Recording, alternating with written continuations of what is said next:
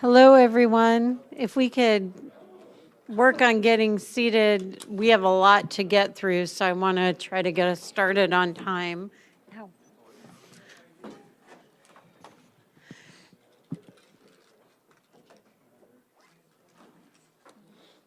I want to make sure the electronic stuff is all set up and you guys are you guys ready to go? It's all ready? Okay. Hi. The person that works with the healthcare consumer. That's right. Okay, so the first item on our agenda is approval of the minutes from November 19th, 2018.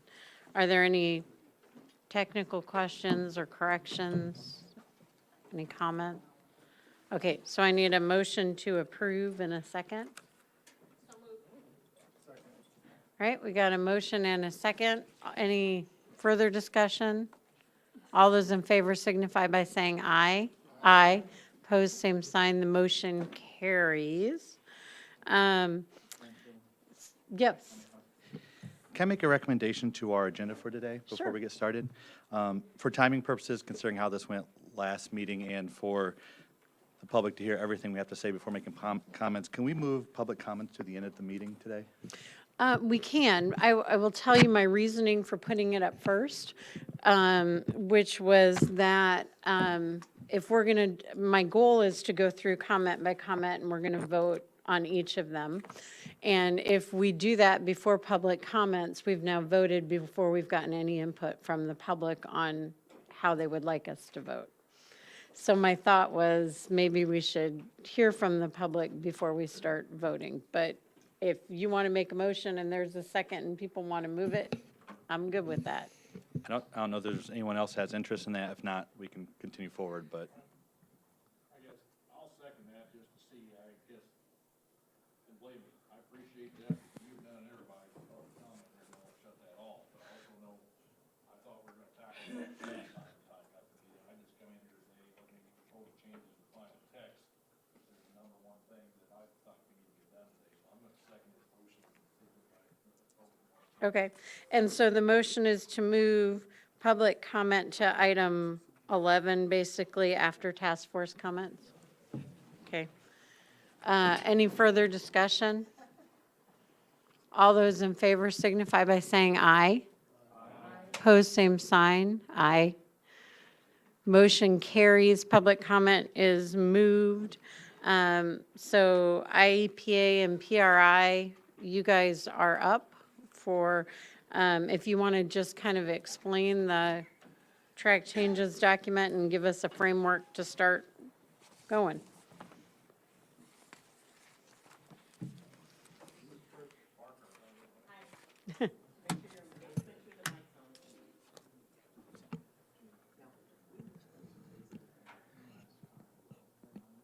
Okay, I assume everyone's had an opportunity to review the trackings document. If not, it's up on the screen. I can't read that.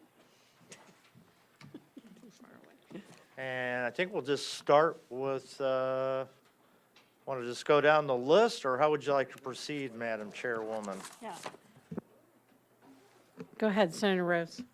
Rick, I do have one question. Our last meeting, there was something that PRI had offered related to the HTM, and then it was withdrawn. And supposedly that they're going to get us a new I think it's in our comments. recommendation. Is the new one in the recommendation? Yes, yes, the new one is comment and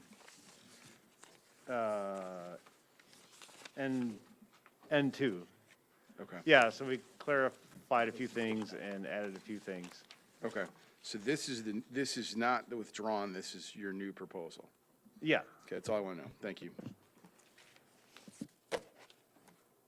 So I thought perhaps you could give an overview of the document, and then we can go through each of the items, they're numbered, and committee can discuss and then vote on whether we're including it, not including it. Sure. So So what we've done is try to extract from the draft document changes that Rick Cobb, and comments that Rick Cobb had included there. We've just extracted them into this comment tracking document for ease of seeing them all in one place and not having to switch between different versions of your draft document or anything like that. Also pulled out, Chairperson Frank Finan provided some comments from your October 19th meeting. So all of those comments from the meeting and from the previous draft document we've attempted to capture here. Some of the comments that people had may have been already resolved by updates that Rick Cobb had made in the draft. So some of these comments we may be able to address relatively quickly. Others of them might require more conversation. In the version that we provided to you, I just had included them all in essentially chronological order. I thought what you might want to do today is start with some of the comments that are more substantive and leave those that are merely editorial to the end. Some of those editorial things probably won't require a great deal of discussion, and we may be able to move through those pretty quickly. So if that's amenable to you, I've got sort of a proposed order here, although it's your task force, so if you'd like to tackle them in a different order, just. So is everybody okay with going through Tricia's proposed order? I'm seeing nods. Charles? Charles Hostetler, PDC. I had one suggestion or one thought you may want to consider, and that is one of the items, and I don't know which one it is a little bit different than all the rest. And I think it's basically from our chair's notes, and it talks about structuring the document so it includes minority opinions. And that seemed to me to be a little bit different in sense than all the other ones. And it also might help us momentum-wise if we talked through that one first. Just a suggestion, not a strong feeling. That's fine. Is committee okay with that? Okay. So did you want to kick off the conversation about that, Charles? Can you remind me which one it is? I'm looking for right now, apologies. Because I have mine also in chronological order.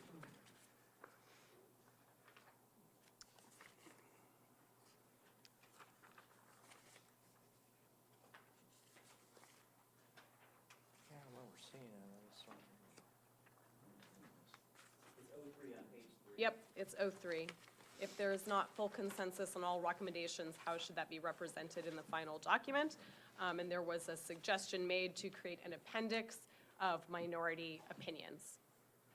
And Charles Hostetler, my feeling is that we support that suggestion and have some questions about the time frame for implementing it in terms of our next meeting and making sure that there's a date to get them back, that people have a chance to look at them and review them. So I have bad news for you. Based on my conversations with PRI and IEPA, I think the deadline is like December 11th or 12th. I'm looking at Rick Winkle.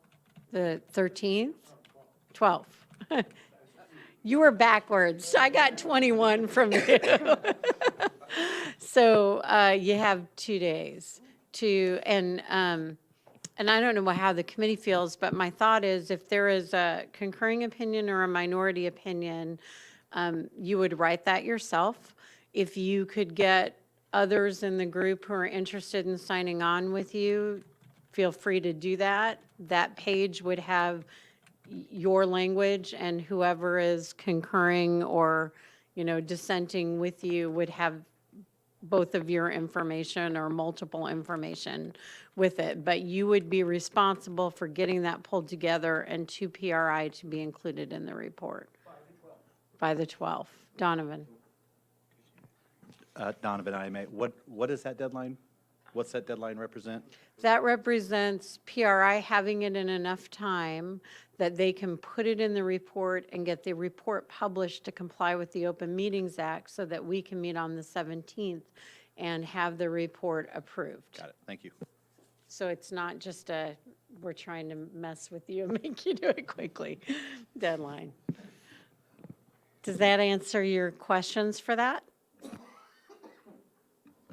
It does, thank you. And if there is further discussion, that's fine. If not, I move that we adopt 03, the recommendation in that procedure.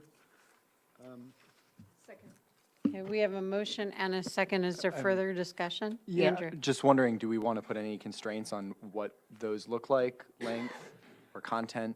Are you allowed to attach reports? You know, what are we allowing in the minority opinions? So my suggestion would be rather than attach reports, you probably, if there is a web, if you can provide a link, that probably is better, but I think that, and this is up to the committee, but it seems to me the minority report or the dissent is yours. It's not a committee product. So whatever you're gonna do with it is what you're gonna do with it, and it gets included under the name of the person or persons who submit it. Does everybody agreeing with that? Senator? Technically, though, I mean, let's just get some definitions going here. If you're going to be a minority report, then you're voting no to the report.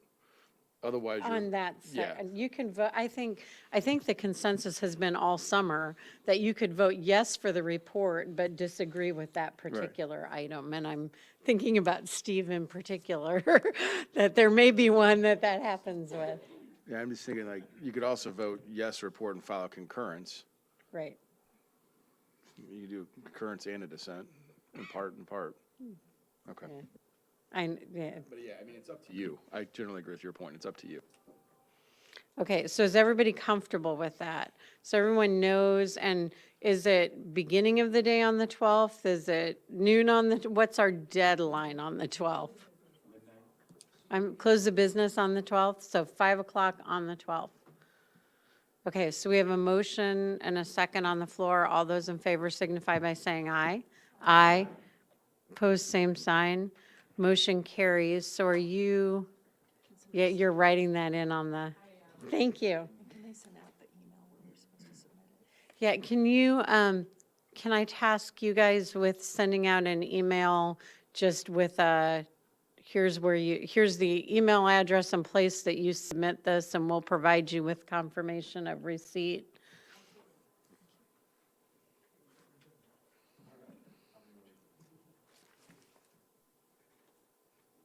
So,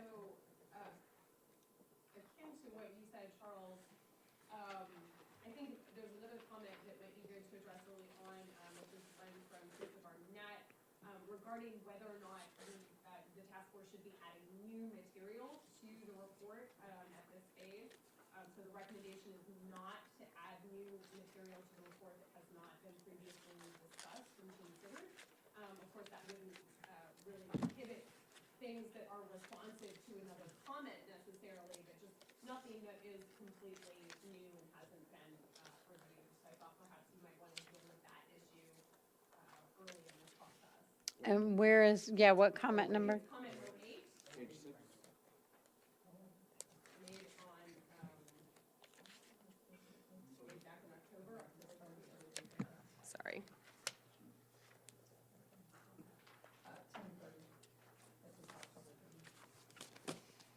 Okay.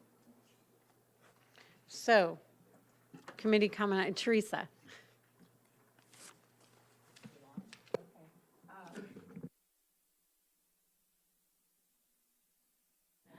All right. Teresa Barnett, DeWitt County. I'd just like to reiterate my basis for that comment was that at that meeting indicator, we had several very important items that were mentioned, that were asked to be considered. And my whole basis behind that, which I think is in here, was that I did not feel that at that late date, nor this later date, that we had enough time to research, be educated, to vet the information, and to make the same careful and deliberate decisions that we have made from the beginning. I'm respectful of the opinions and the things that were brought forth, but I feel very strongly that anything that goes into the report deserves the same amount of attention that we've given everything else. So that was the basis of my objection. Thank you. Claudia.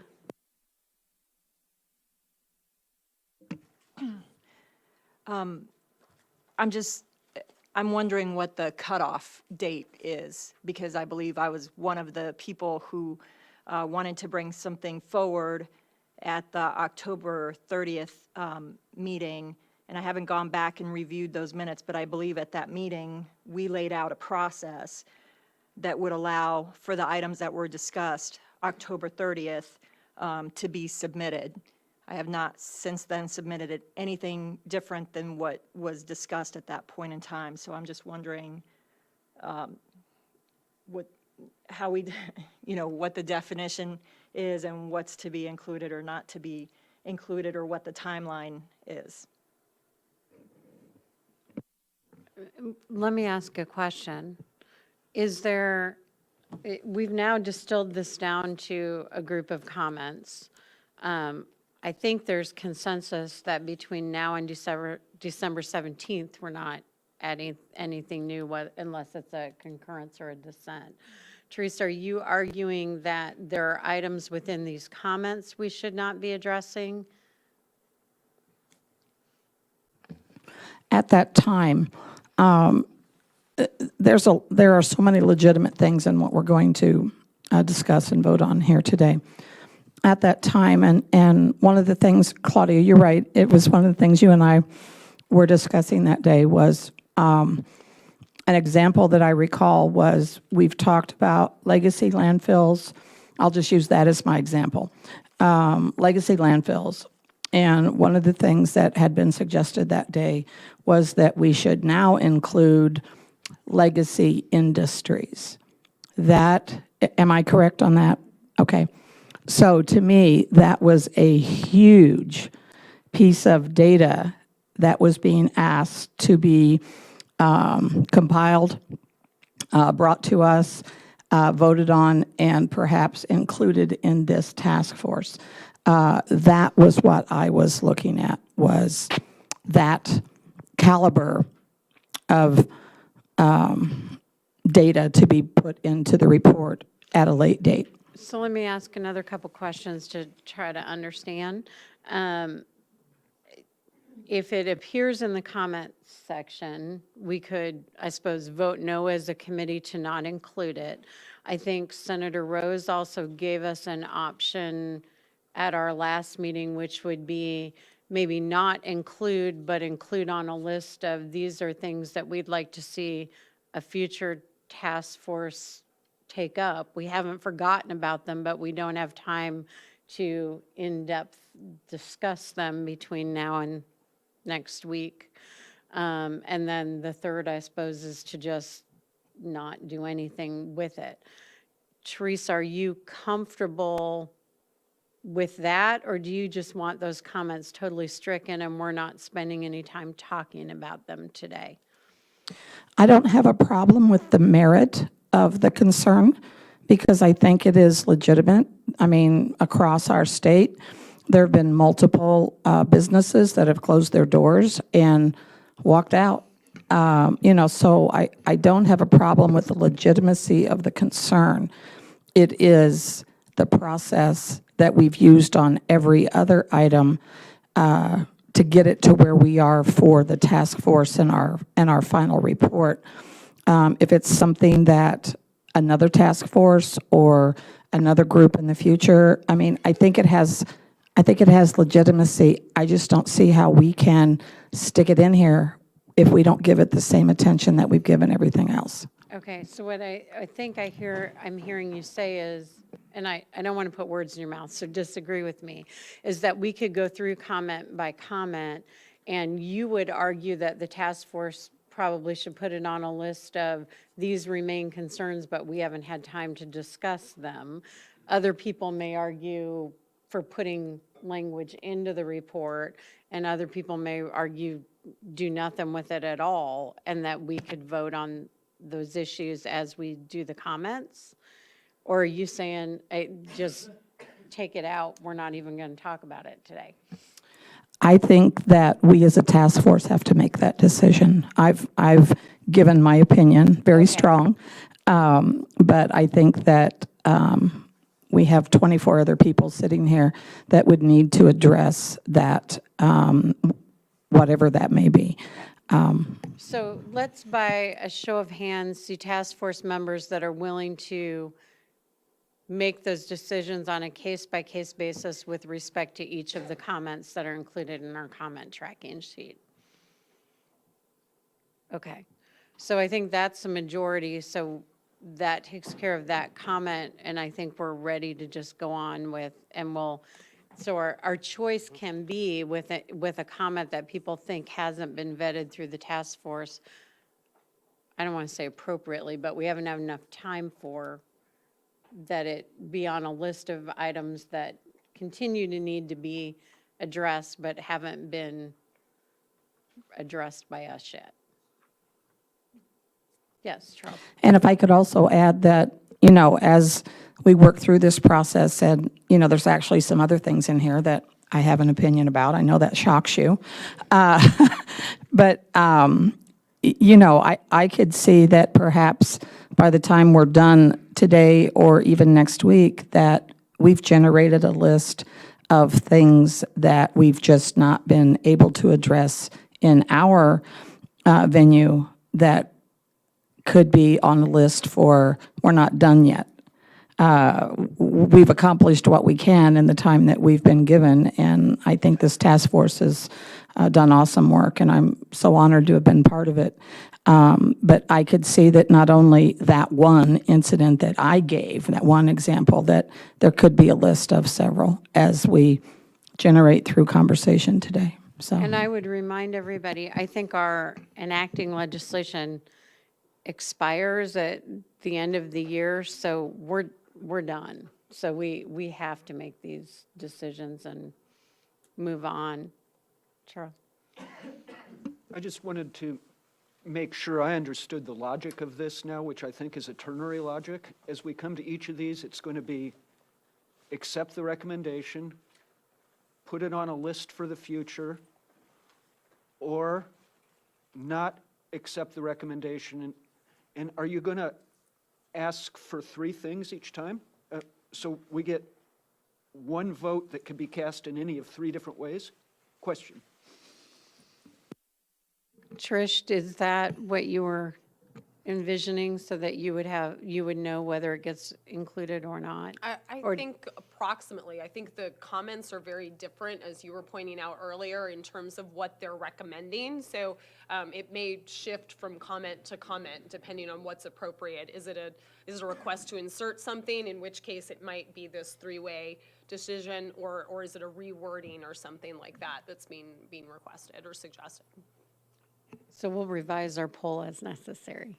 Yes, Andrew? I don't want to add more votes, but 3 voting options where 2 resemble a yes and 1 resembles a no can lead to no's winning when yeses are preferable. So I imagine all yeses would default to, put it in the recommendations automatically. So if recommendations or yeses plus recommendations win. No. First of all, I think to actually take action, you have to have a majority. You couldn't have a third, and a third. And I certainly don't think you'd have 40% default to 50%. So I think what you'd have to have is a successive motions until somebody gets 50%. And I think, let's hope we're not going to get stuck. I mean, I think we're getting bogged down. I think we generally have majority for, 90% of this. If we have one that's really hard, we'll have that discussion. So Trish, go, because we're going to run out of time. Okay. So I thought you might next want to look at the item that Senator Rose had a question about, N2. This pertained to water quality monitoring. So I don't know, George, if you want to kind of walk people through that, or? Yeah, Oh, was that 3? Sorry about that. and 2. So N2 is the HTEM, correct?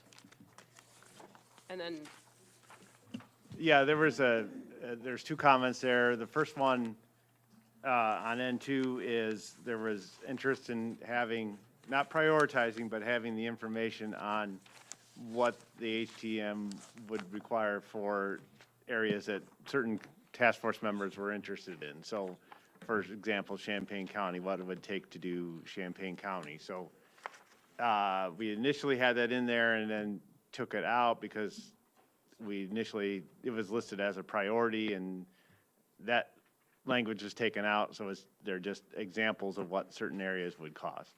The second one is one, at the water survey, we've been kind of looking at everything and watching everything and seeing what our role is in taking up these recommendations.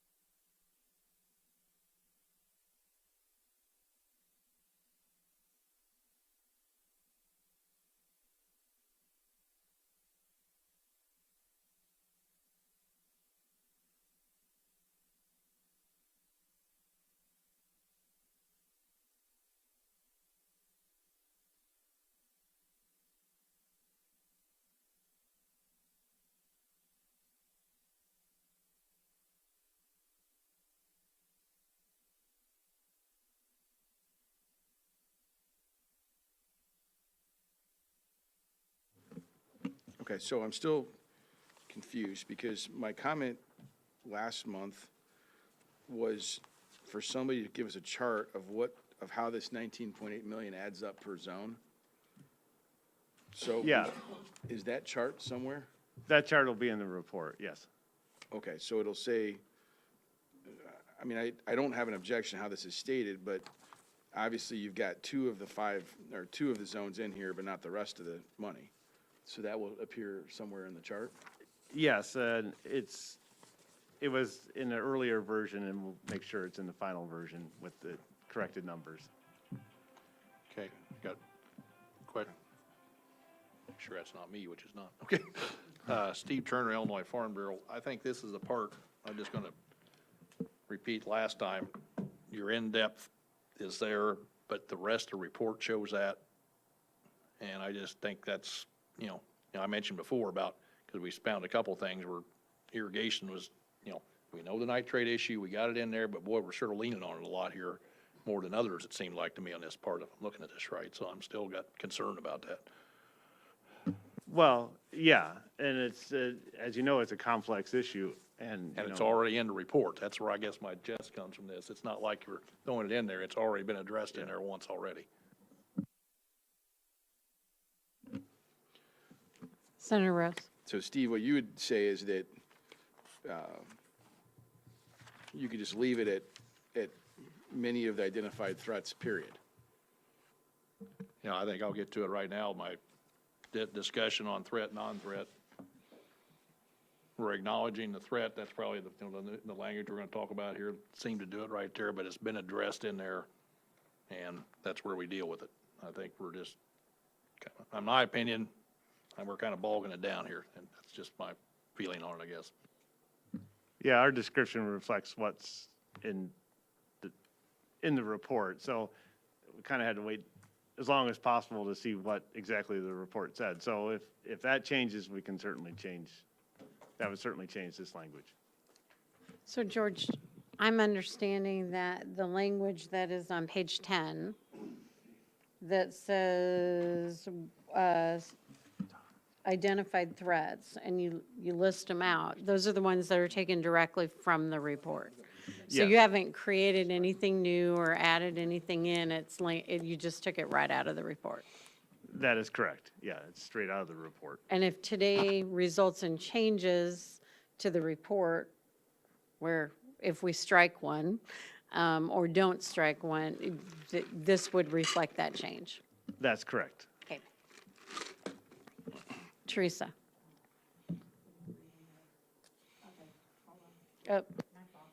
Oh, okay. Okay, Steve, Teresa Barnett, DeWitt County. So is one of the things you're looking at is possibly addressed in N6, where the question is nitrate to be a threat or a potential threat? Is that something that, as we vote on that, may address your overall concern? Yeah, I think when we get to it, it will. And I think what I'm trying to say is, I'm highlighting one example here, but I think the point gets made without the, excuse me, George, without all the examples there. I'm using mine because that's the one I feel the most comfortable with and have some background on. So, Okay, we can take that out. Yeah, it's extra. It doesn't need to be in there. We can take it out. Steve Turner again, I'm voicing So- my opinion here, so everybody else is entitled to theirs too. So okay? George, am I understanding your amendment would say on page 10, it would stop at, and many of the identified threats, period? That, Chapin, I think that's what you were saying. Yeah. And you'd take the list out because the list already exists within the report. Yes, that is correct. Okay. So, Chapin.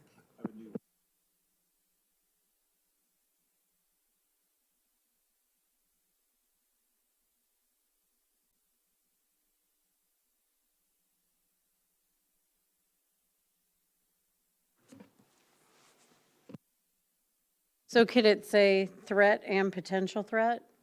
Does that take care of your problem? Yeah, Okay. we could certainly do that. Okay, so I think the language, Representative Ammons. I just want to clarify that we're removing this because there's an objection to the actual listing of it being a threat. And not that it isn't a threat.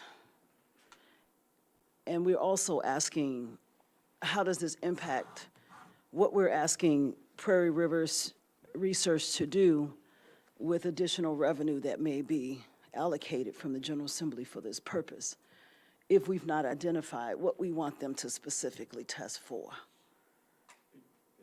It's in the, So it's in the it's listed- report. The earlier listing, yes, it's listed in the report where we had the long discussion about whether it's potential or actual. My question is, why remove it here if we're not removing it in the other part of the report? I don't understand this whole point. I think, and I'm just guessing, I'm thinking that we're trying to get to consensus. The information exists. If striking redundant language makes it more palatable for a larger number of committee members, it's not as though we are striking that language from the report. It exists. I think that was the thought. I'm looking at Rick, who's nodding yes. That was the thought behind it, rather than having a split vote on this section, which I think is our number one priority as a group, getting PRI money to get this work done. So Repres- I'll just put Representative, certainly. a concern out, because we did this in another line item for healthcare last budget cycle. When we put money into a report or in a budget for a particular thing, if we don't identify what that thing is supposed to be for, then it becomes for whatever that institute decides it's for when they get it. And we had to go round and round with the Secretary of State's office on getting the money released to the organizations. This, I hope, does not become an industry issue, because the reality is that we're supposed to be protecting the aquifer, and we have to identify its actual threats. Otherwise, there's no point in us giving additional money to PRI to do anything. Other comments? Steve Turner, Illinois Farm Bureau. I'll just answer that by, when I was digging through all my papers here, and I highlight the nitrate issue of all the examples. When I look at the subclassification, the classification of it, this document right here, it covers everything, okay? We're not shoving nitrate under the table or anything like that. It's addressed there, and I just feel that's adequate. That's why I was, voicing the concern about the examples there. It's not like it's been taken out of the report. I think everybody knows it's still in there, okay? And in the threat category too, so. George, did you have a comment? Yeah, if we could just change the language to, instead of listing, just say as identified by the task force, because it could change later today as we go through these things.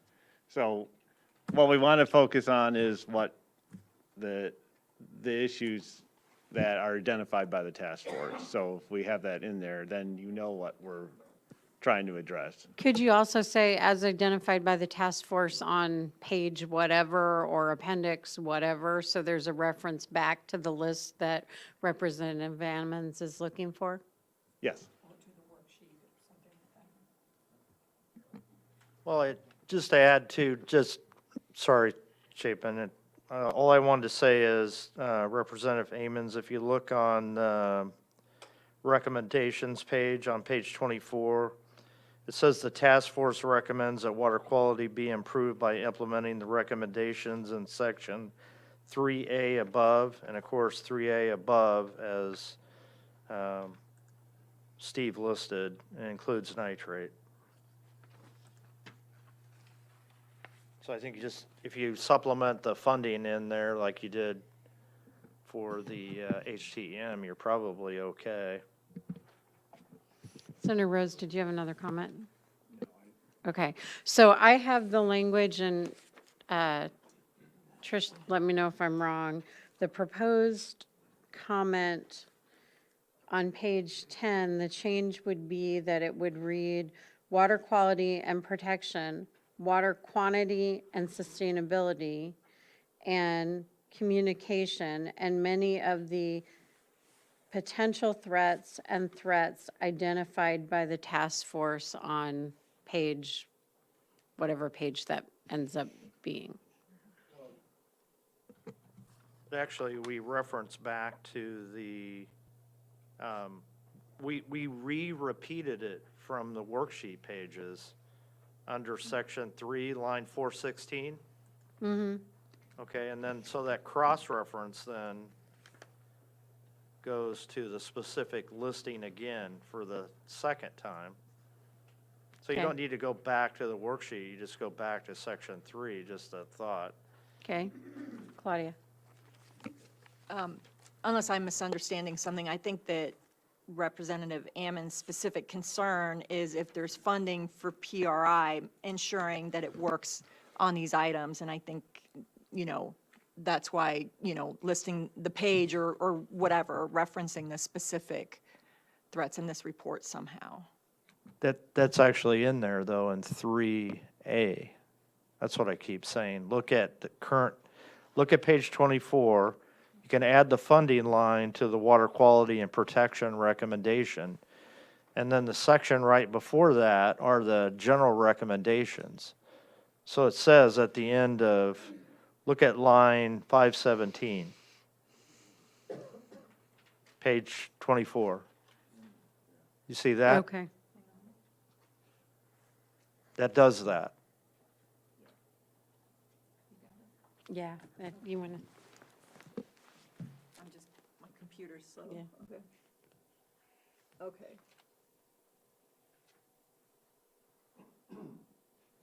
and then section 3A. Main thing is to make sure that that holds PRI to account. So 3A, and then is where they're listed. Okay. Yep, we gotcha. Thank you. Thank you. All right, so I think we need a vote on whether or not to include comment N2, which replaces lines 392 to 394. I would move to include N2 in the report as amended just now. Is there a second? Okay, we have a motion and a second. Any further discussion? All those in favor signify by saying aye. Aye. Opposed, same sign. Motion carries, which Charles checked me, but I think then we don't need to have all the other votes and all the other alternatives.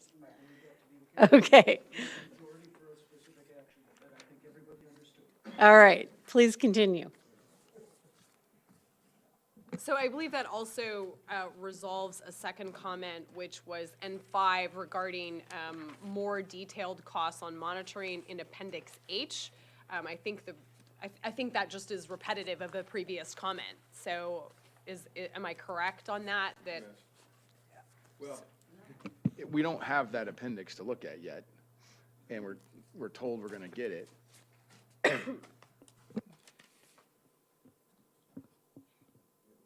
I mean, I don't think there's a huge issue when you spend a lot of time on, because the only comment is asking them to break down the 19.8 million so everybody can see how it's split. Which George is saying, yes, we're going to have a chart Yeah. that does that. I don't think we need Yeah, to yeah, waste and any more it's- time on it, but It was in an earlier version, and it was in the executive summary that we dropped earlier. yeah, the big thing is if was it doesn't there. show up by the full deal, then we're going to have a problem. Yeah, it was a mistake that it got dropped because it was in the executive summary that we decided it should be written after this, so it Okay. just fell through the cracks and got out. All right, so is that comment resolved by consensus? Okay, continue, please. So then next, I think, are a couple of comments that may have already been resolved.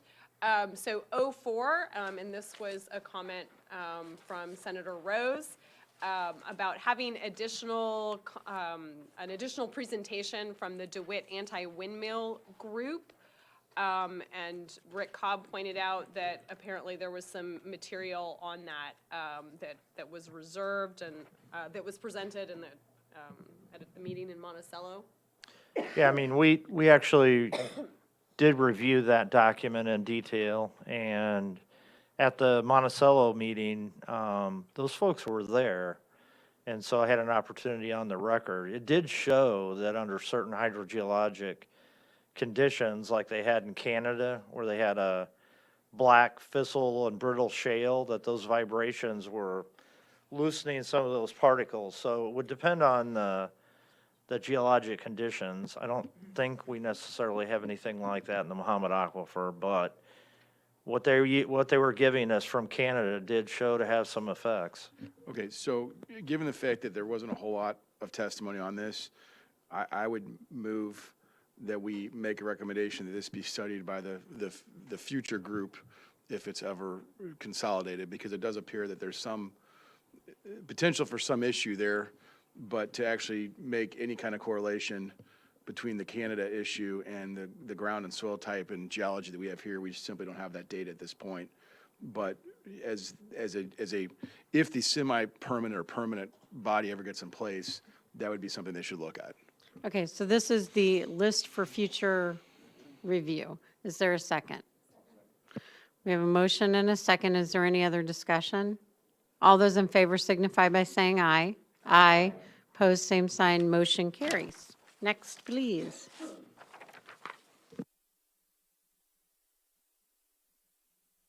Something similar, 05, again, a suggestion that there needed to be more review of the landfill permitting process. It seems like some of this may have been addressed at your previous meeting, when Todd Rettig spoke. Senator? Rick, did you ever get us the court case from the 5th District? Is that Brickyard case? Yeah, I don't recall that, I didn't. okay. So, Do you wanted the court case from the 5th District? yeah. So, Okay. so just to refresh everyone's recollections as quickly as possible, Todd Rettig made a presentation. He's relatively new to the position he's in, and he said that there is an unknown issue now presented by this 5th District case.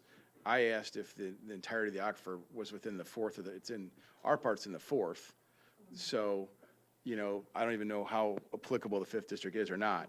Again, the whole reason I made the suggestion last time that we create this third way here was so that we could dispose of things that have significant and potentially serious implications, but we simply haven't had a full vetting. And this was an attempt, frankly, to meet in the middle between Teresa and Claudia. So I would make the same motion that we make this a recommendation for further study to the quasi-permanent body. Is there a second? Okay, and the issue is, as I understand it, it's the issue about perhaps needing to update the statutory language regarding the landfill siting process based on the fact that there is a 5th District case that calls into question the process. What does the motion To put it on the list for the new Future. group, for any future group that might get constituted. And while I'm motioning, I'll motion Rick to send me that case. Thank you. I'll have to get with the attorneys. Yeah, if you can get it to everybody, that'd be great. So we have a second. Is there any further discussion? Yes, Teresa.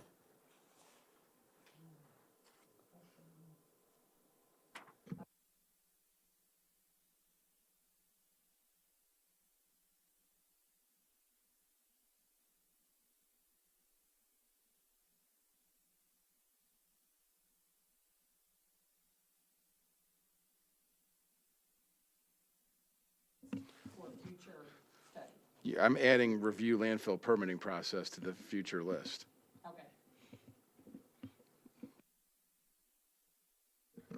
Or comments? Okay, all those in favor signify by saying aye. Aye. Opposed, same sign. Motion carries. And we're on to our next one. And I believe this also then resolves N11. So this was just a note from the previous meeting regarding the Brickyard decision, and that's what we've just been discussing, is the Brickyard discussion, so.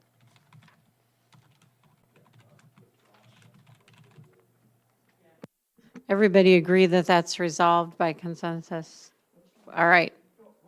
Oh, That yep. was N11. N11, page 13. Oh, sorry. Okay. Yeah, and apologies, I think I have two N11s, that's my error, so I'm talking about the N11 that refers to the Brickyard decision. Apologies that I have a misnumbering there. Yeah, so it's on page 13 at the very bottom. Should we weigh in on the Brickyard decision? Okay, please continue. So N10, this is also a note from the previous meeting on November 11th regarding HTEM being used for permitting examples. Permitting landfills. I'm So not wrong. perhaps or a motion that this item should be looked at along with landfill siting or permitting by the next group, because we didn't address that here. Teresa?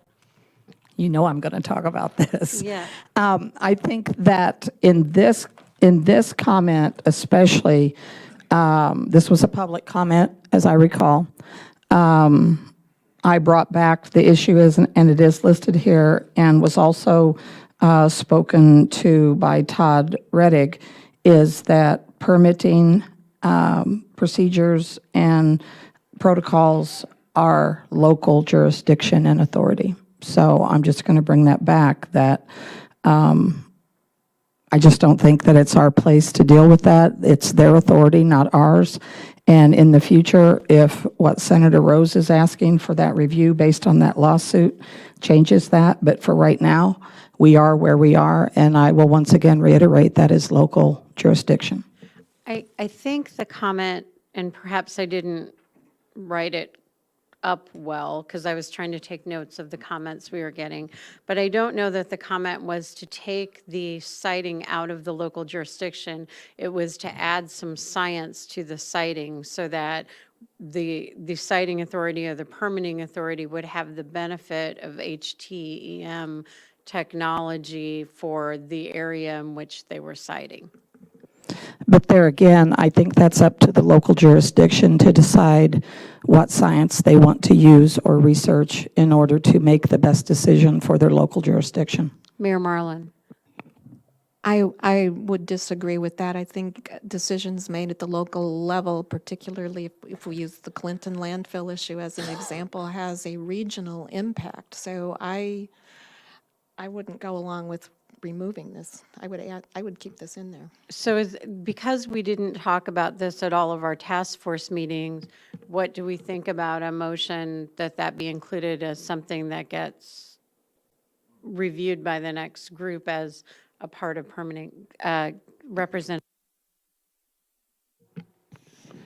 Yeah, I think this should naturally move in line with the future review process. The state law could change, of course, in regards to this. So we could change state law in relationship to permitting that, of course, local jurisdictions have to utilize. But we want to review that process first. And without doing that, obviously, we would have a conflict over the local jurisdiction versus state law. And without it being reviewed, and we've not had the purview here, I think it's just really something that needs to be moved forward. Alec, you had something?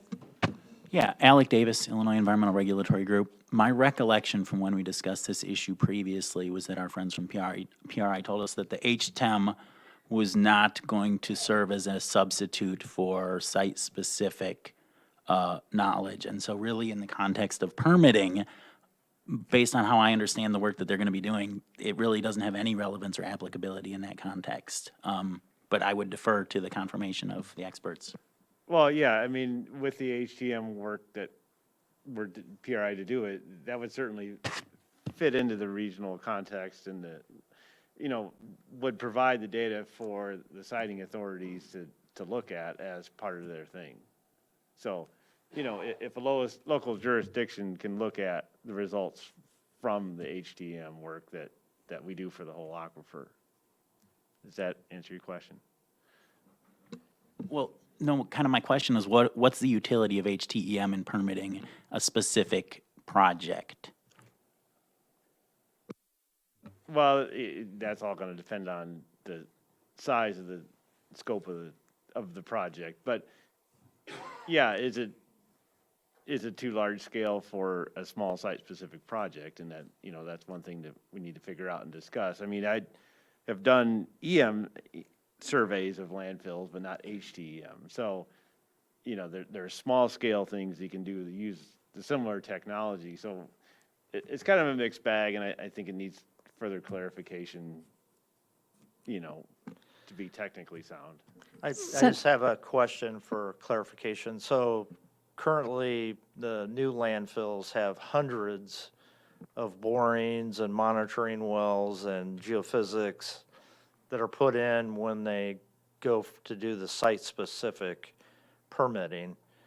We're not saying that HTM can anyway be at the same resolution as that site-specific data, are we? I think that's what Alec is trying to ask. Yeah, no, that is certainly correct.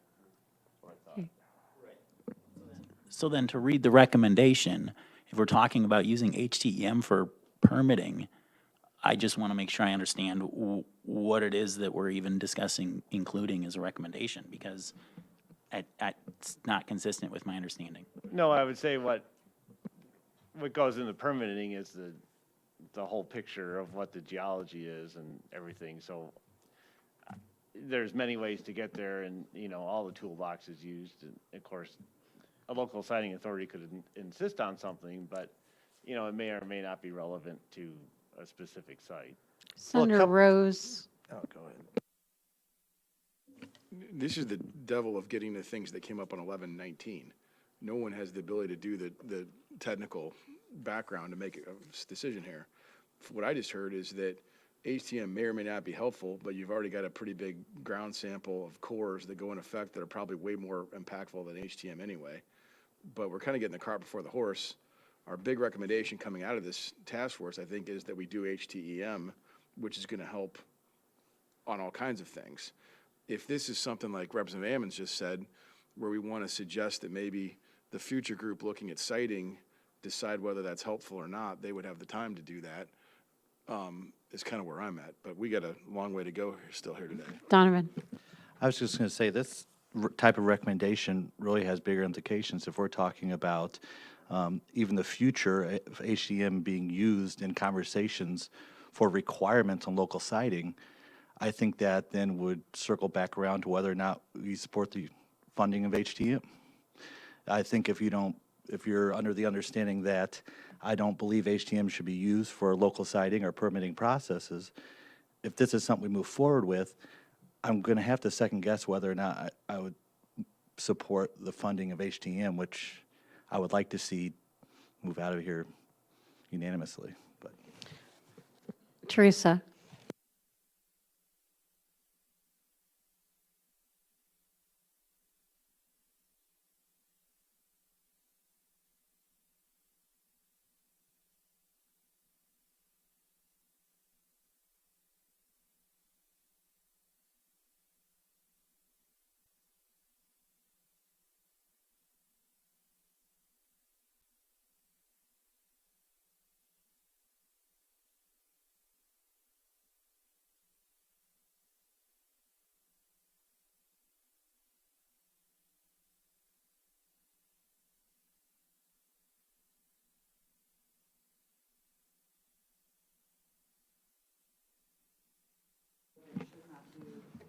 This point of The procedures and protocols that are already set up and the communication and the hoops they have to jump through with EPA already.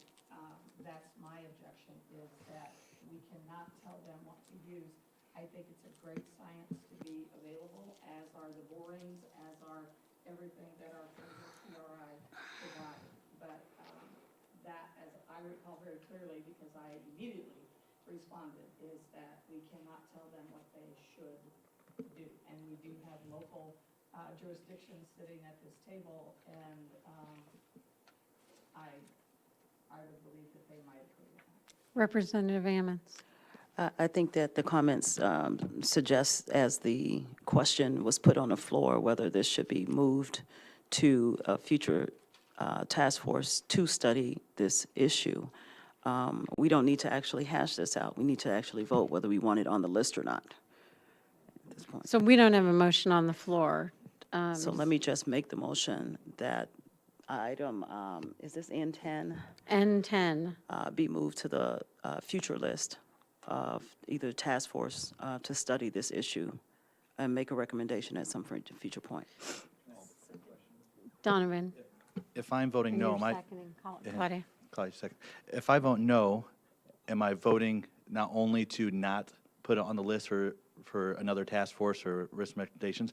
Is my no vote also saying I want to then keep it as part of this?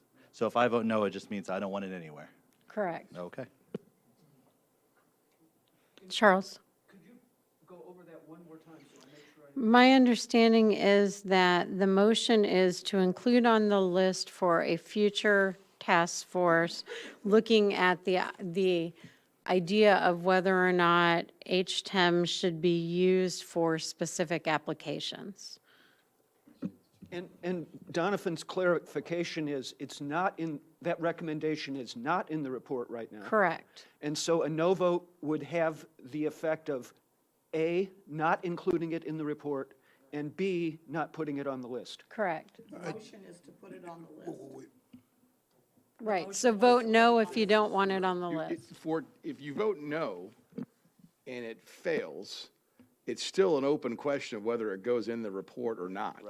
There'd have to be a separate motion to include it or a separate motion to exclude it, or we could just move on to the next one and keep going. I'm going to move on to the next one unless I get a motion. Okay, so we have a motion to include it on the list for a future report. And I think because this is controversial, can we do roll call, Barb, so we know if we have enough votes for it or not?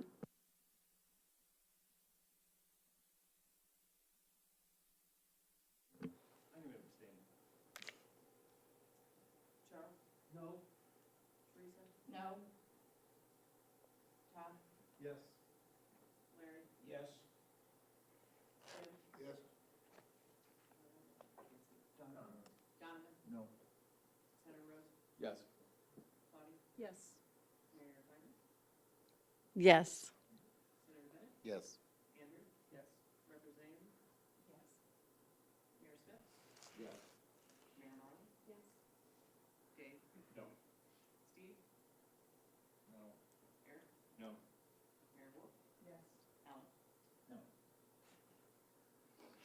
Okay, so I think the votes are to just include it on the list for future review by a future. What was the vote, though? As I was not counting as I was going around, the problem was it's not as helpful. You have it, thank you. I have 12 yes and 7 no. Okay, and a reminder that if you want to include a specific dissent or concurrence relating to that issue and why, you certainly may do so. Okay? All right. Okay, so the next one. So how about 07? Feel like I'm calling bingo. This was a comment from Senator Rose about including, I said, I would appreciate some kind of handout that explains the post-spill leak or event rules for cleanup and the process. In response, Rick Cobb added this information. This is lines basically 786 through 838. He added a So section. Senator Rose is satisfied and says we can move on. Anybody have any problem with the new language that was added? Line 786 through basically 838 in your report. All right, please move on. Next, 01, this is a comment from Claudia Lenhoff, requesting to add a worksheet on inventory of industrial processes, byproducts, and hazardous materials. And the suggested language is included there in the tracking spreadsheet for 01. Yes, Claudia, please. I just wanted to make a comment, minor issue. My last name has 2 N's in it. That's okay. That's for the overall thing. Yeah, and this language was provided, I don't remember when, but people have had access to it for a while. And I'm concerned about legacy industries, obviously. Just one example is former manufactured gas plants, which there are many of them that exist throughout the state. They haven't all been identified. They're highly toxic, coal tar and all kinds of nasty substances that do move through groundwater. And so that's just one example. I have a lot of experience with former manufactured gas plants. And, you know, in my experience and the lives of the people that they've affected, these are sleeping giants.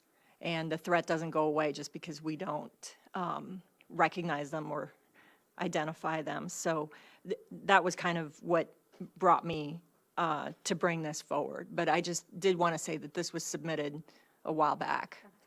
All right, further comments? Alec? I'm just going to say that I will be opposing this on the process grounds. I think we had a process for bringing threats to the attention of the sub-work group, and we had a vigorous debate of anyone who wanted to bring an issue before the sub-work group. And so while I do recognize that it was submitted in October, I don't believe that it's something that became newly to the attention or newly in existence. And so I would have preferred that it had gone through the process that we established for considering these types of issues and adding threats to the list. Claudia? I just wanted to say that in case anybody is inclined towards supporting this, I would be comfortable with putting this in, for the future work group or consideration if it's not to be part of this report. So since this is your comment, I'm going to ask you, do you want to make a motion to include that in the future work group? Or do you want to take a vote how do you want it? I mean, if you're willing to make a motion and a second to include for the future work group, we can vote on that. And then if that fails, we can vote on it to be in the, Including, okay. Yeah, so then I would make a motion to have this item for the future work group. Okay, so we have a motion and a second. Is there further comment? All right. I would just comment that, it's George Rocap, that a lot of this is kind of already done under the Source Water Protection Act, or at least communities that do a source water assessment do a lot of this work, and you can correct me if I'm wrong, Rick. So a lot of this is already here for communities to take advantage of. The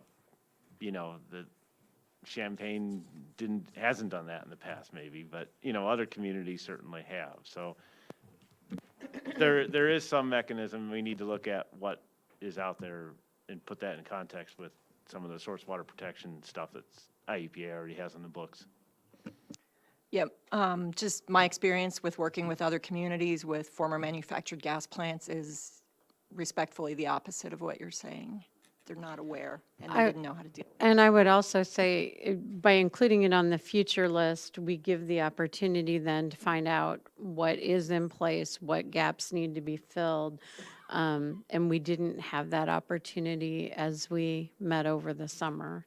Donovan? I would just say I'm going to oppose either way that we go on this. This hasn't been vetted. This has not gone through the matrix. We never talked about the subcommittee. We have absolutely no knowledge on this topic to make any type of recommendation. If any future task force wants to take it up, they certainly can, but I don't believe we have any real knowledge on this issue to recommend it either be included now or in future task force. Anybody else? Barb, you want to call the roll? So this is a motion to put it on the list for consideration by a future task force, and they'll have to decide if they're going to talk about it or not talk about it. But at least well, that's my bias. We've provided them with.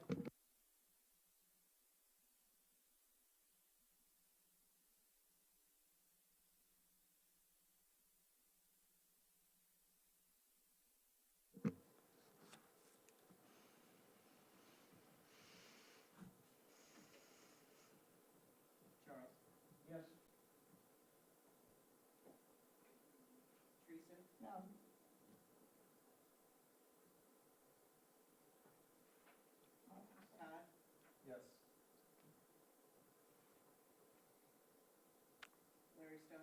Yes. Jim Ridgely? Yes. Donovan? No. Senator Rhodes? I just want to say thank you to Claudia for amending it to be the future list. There's going to be a lot of fish that get away just because of the time involved here, and some pretty important fish. So we don't want to just walk away from these topics, but as was just demonstrated in the last 30 seconds here, I mean, here you've got George Roadcap saying that some of this is already covered, or maybe all of it's covered potentially on our existing statutes. So we just don't have the information right now, but it is worthy for discussion over time. So I'm going to say yes. Yes. Yes.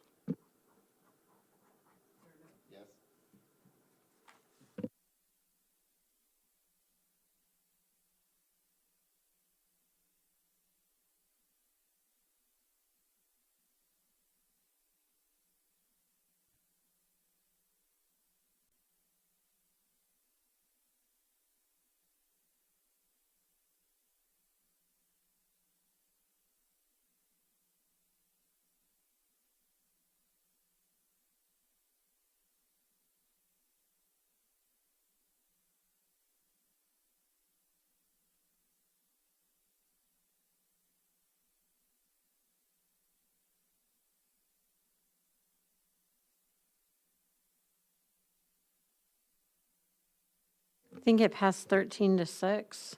Did everybody else get the same count I did? Oh, okay. All right. Is it 15-5? Okay, 15-5 for the record on that item. Please move on to the next one. Comment O2 was a request to add to the recommendations wording about water quality and protection. This was a comment from Claudia Lenhoff back from October 9th. Pertains to line 359.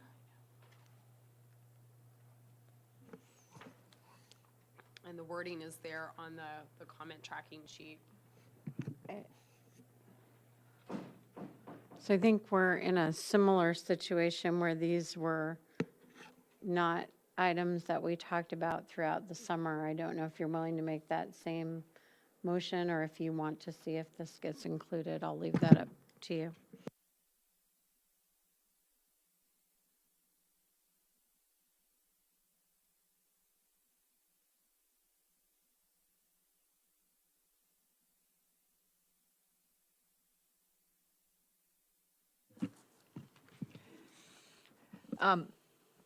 I feel strongly about this. We're talking about over recharge areas, but if there's not a sense that this is something that would, that the task force would approve, I would appreciate having it for the future consideration. But I don't have a sense of where people are at. This language has been there for a while. I don't know if people got a chance to look at it. So, Charles. Charles Hostetler, PDC. My issue with this, and I will be prepared to vote no on this. My issue is that there is existing statutory language that talks about a regulated recharge area and in effect does the intent of this. And we can't support changing a regulatory recharge area, which has a specific meaning, with the phrase a delineated recharge area, which is much weaker and broader. We also can't support the general notion of landfill sites as opposed to solid waste landfills. And the implications of this wording change to something that already exists, has been implemented, and is working properly will cause us to vote strongly no on this, and we would be prepared to write a dissent. Senator Rose. I have a couple comments, and this again speaks to the notion that we haven't had time to study this, but I don't know the difference between the existing Illinois Administrative Code and what this change is, and I'm really worried, frankly, that it could be actually far from helpful, but could potentially be harmful at this point without knowing more on what those changes are. My other point is, some of this, for example, I went and looked up a class 4 and some of this stuff. Potentially, everyone I represent that has a septic system could be disallowed from ever buying a new septic system. And now you've got a whole nother very practical problem for a whole lot of people who live in Illinois with this language. I'm at, want to say two more things. One is the HTM is going to tell us a lot more about our recharge areas. And we're all going to be able to have a lot more thoughtful impact and studied impact on what we want to do going forward once the HTM is completed. But I am really reticent to tell constituents that are on septic that they've got to, once that system, I have a different noun in mind, but once that system terminates, that they can't just go buy a new one, and then they're stuck. They have no way to dispose of sewage. Those are the types of unintended consequences that could come from this. So my second comment would be, rather than make this the sort of the statement that's here about must not be located and all the other unintended consequences that come without the proper amount of study given to this, I think what we ought to do is amend this to say that the future group would study this issue, because there are a lot of potential unintended consequences, and I'm not prepared today at all to put this recommendation into the system without knowing way more about what these four things mean. I mean, I have some background on the special or hazardous waste landfill issue because of my involvement in finding the PCBs and MGPs at Clinton, but the class 5, when I was just yesterday, Riz and I were just looking up stuff online, and the amount of things that could be negatively impacted and actually send us back a step in terms of environment protection. Because I know what'll happen in parts of my district. If you can't septic, they'll just stick it right out into the creek, and that's what'll happen. Claudia? Yeah, I would be okay with changing it and making it more general. My primary concern is actually about radioactive waste and special or hazardous waste. And I would be okay with studying it, you know, for the future for all the reasons that you stated. So do we have you want to make a motion, or did you already? I'm sorry. You have other comments? Yeah. Other comments? Sure.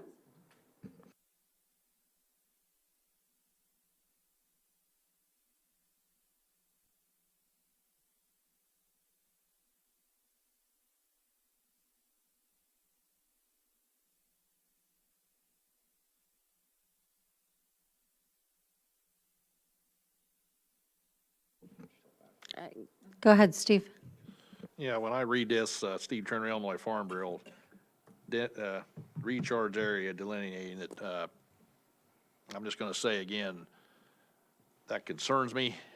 It's hard to delineate the recharge areas and the vast difference from the east side to the west side, and boy, to me, that's not being addressed anywhere on this, so I'd have to definitely be a no on that too, because, from the west side, we're always concerned about our great recharge and how we might be trying to, for lack of a better phrase, paintbrushed into anything that goes forward the way the recharge is on the east side, because there's distinct differences there, and this is too open-ended for me to agree with.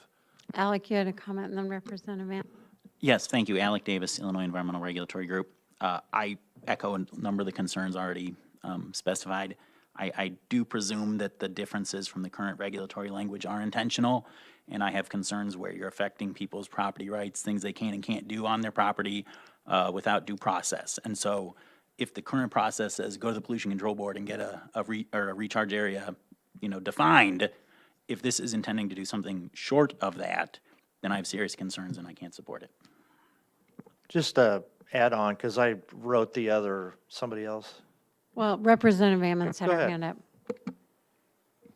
I just wanted to clarify if a couple of the items that we moved earlier in this process that dealt with the siting, dealt with testing issues with Prairie Rivers Network, wouldn't this fall within that purview for them to discuss at some future point anyway, whether we put it there or not? Wouldn't that be part of what they're going to decide? Claudia? I'm sorry, it took me a little while to get here, but I am willing to withdraw this, if that helps us move on. Okay. All right, so that one is withdrawn. Thank you. And let's move on. 06, comment from Senator Rose, specifically regarding the People's Gas situation in North Champaign County, and requesting that there be more information about what the plan is. So in response, Rick Cobb has added material in Appendix E, going into detail, kind of a tick-tock of different things that have happened. Are you satisfied? Frankly, no. You know, but, I mean, it's actually been 2 years, almost to the week, that this was discovered, and we have no formal,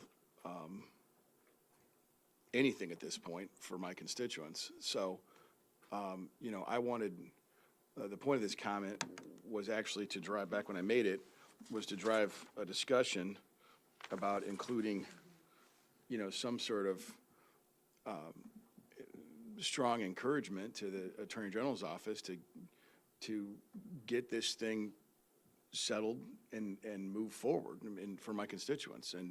And there is quite a bit of frustration. And the second part is, no one's really ever come out, and we had that one meeting in June, and, you know, the legislative liaison was there, and all I could say was, well, it's under litigation, I can't say anything. So our folks are really very much in the dark as to what's happening in this litigation. You know, I've had some ancillary conversations with the AG's office, but, you know, I just wanted some sort of acknowledgement that this is a serious issue and we need a serious resolution. So I'm going to challenge you as to, I agree with everything you said, but is that Mahomet Aquifer Protection Task Force, I mean, how does that deal with what we were tasked with? What you're really saying is, you know, the Attorney General's office and IEPA needs to act on a specific issue. Yeah. Okay, Jim Risley. Yes, to kind of piggyback on what Chapin's talking about, and also what you said, and what we commented to our constituency in the meeting in June was, there are certain things our task force is tasked to do. And so, and what you gave, the timeline, we were able to, I don't know if I can even present that to them yet. I had to ask that at the Open Acts meeting if we could do that yet or not. But it does give us a sense of topic, that what was discussed has been discussed.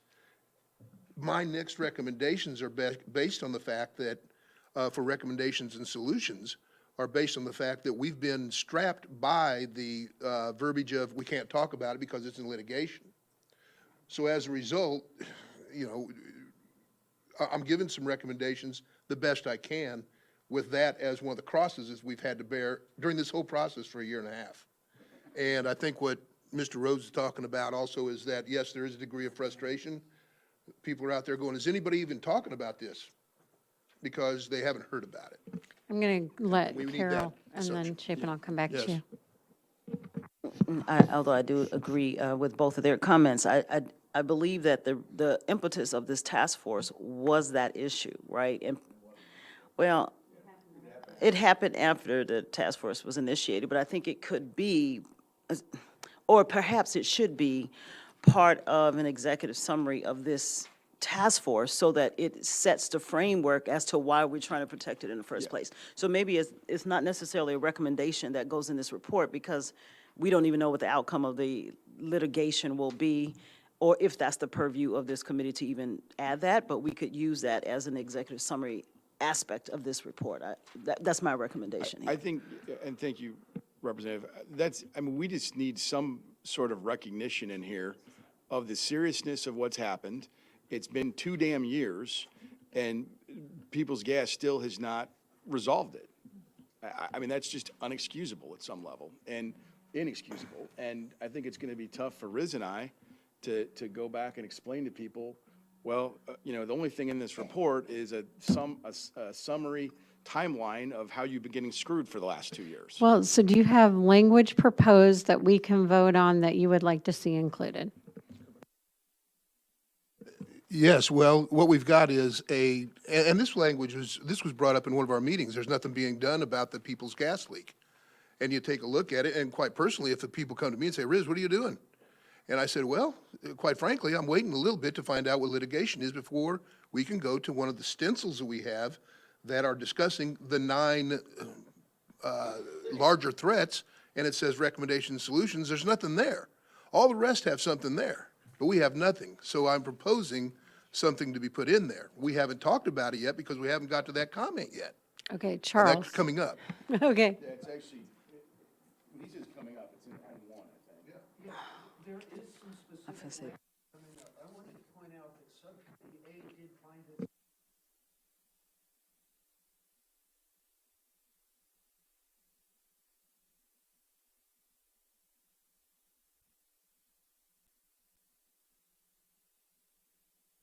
Now, you have language to go into that under M. So, We can be supportive of, but what I'm trying to figure out is how to resolve this. so my recommendation is that I don't want to say resolve, but that comment 6 is maybe moot in the light of N1, And why don't we discuss the language that's in N1 on I- page 8? And if I could, I'm happy to resolve it. I just, to that end, I do think in our executive summary, as Representative Ammons pointed out, this should be, we should certainly put a nod to the situation in there somewhere. You know, the reason this is important is, for example, and, you know, I think, I feel pretty strong about that. So, yeah, So- we can go to N. Sorry, just since I will be working on the report, I want to clarify what action I need to take. So Appendix E, you do wish to include in the report or do not wish to include in the report? I think it's included. Okay. There's Yeah, that's no, fine. yeah, that one is included. Can I ask a clarifying question about Appendix E then? So Appendix E is this material that Rick Cobb has added that is kind of the blow-by-blow account. Are we clear to release all of that information? There's nothing there that's sensitive that the Attorney General's office needs to be aware? Well, it's that that's public included, or- information Public now information because the now. report's on the IEPA website. It's my chronology. It doesn't need to be vetted by the Attorney General's office, and Rick, I understand this. It wasn't, I'm glad we put the appendix in there, but the sort of the end is, so what?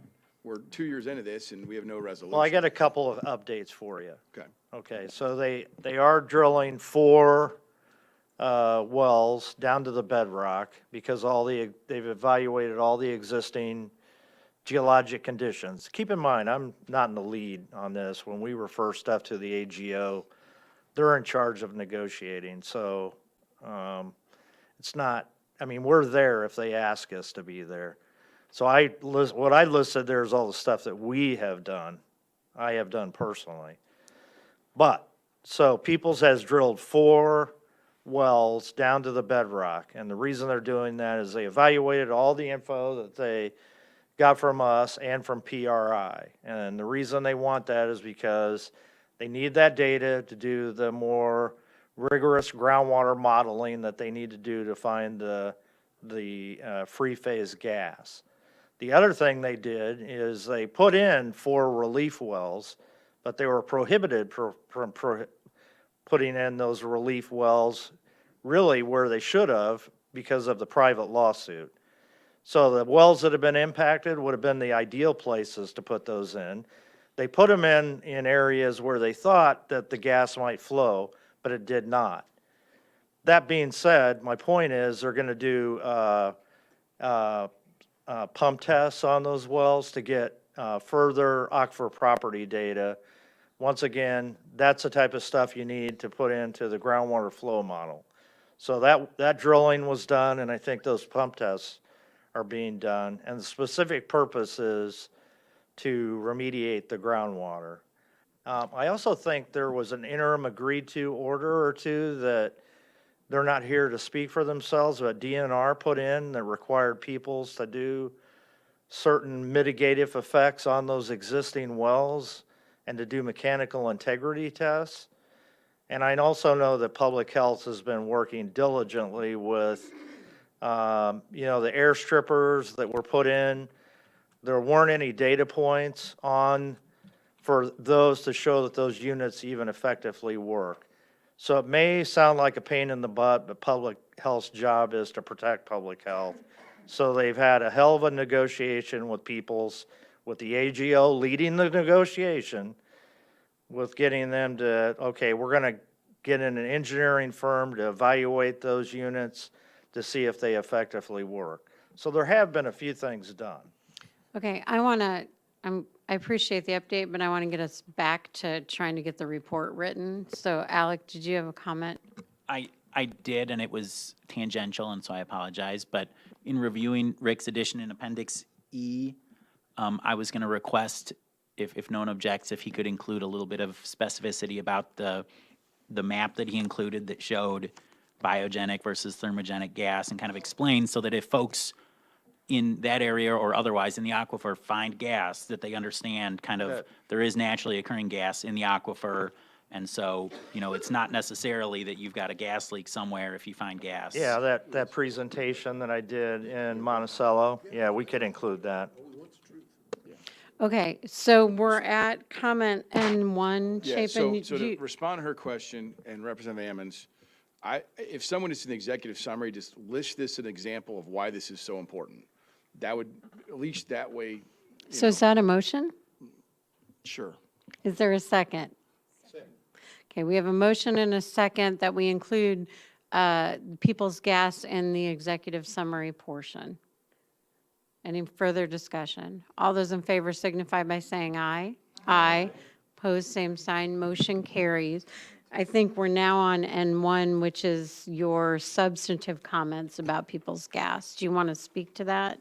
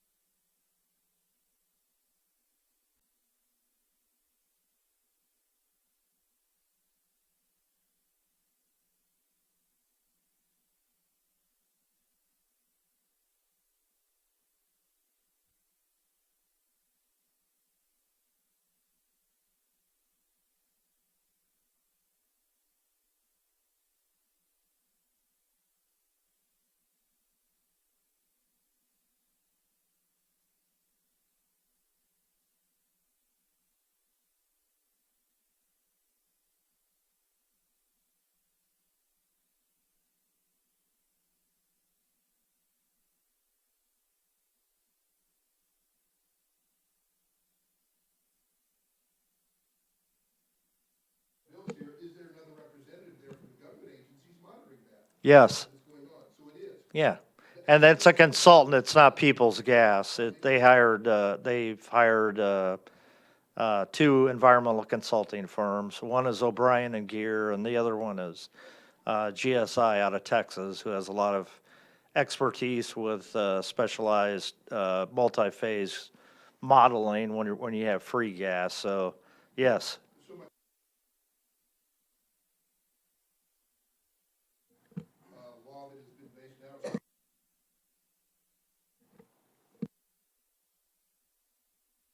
That was the only reason I was making some of the earlier comments, so that, and, I mean, it is difficult. I mean, when you're in litigation, I'm probably saying more things than I normally do, because I'm the witness, too.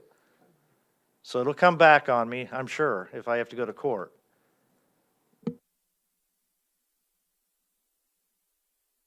Number 3, the random sampling.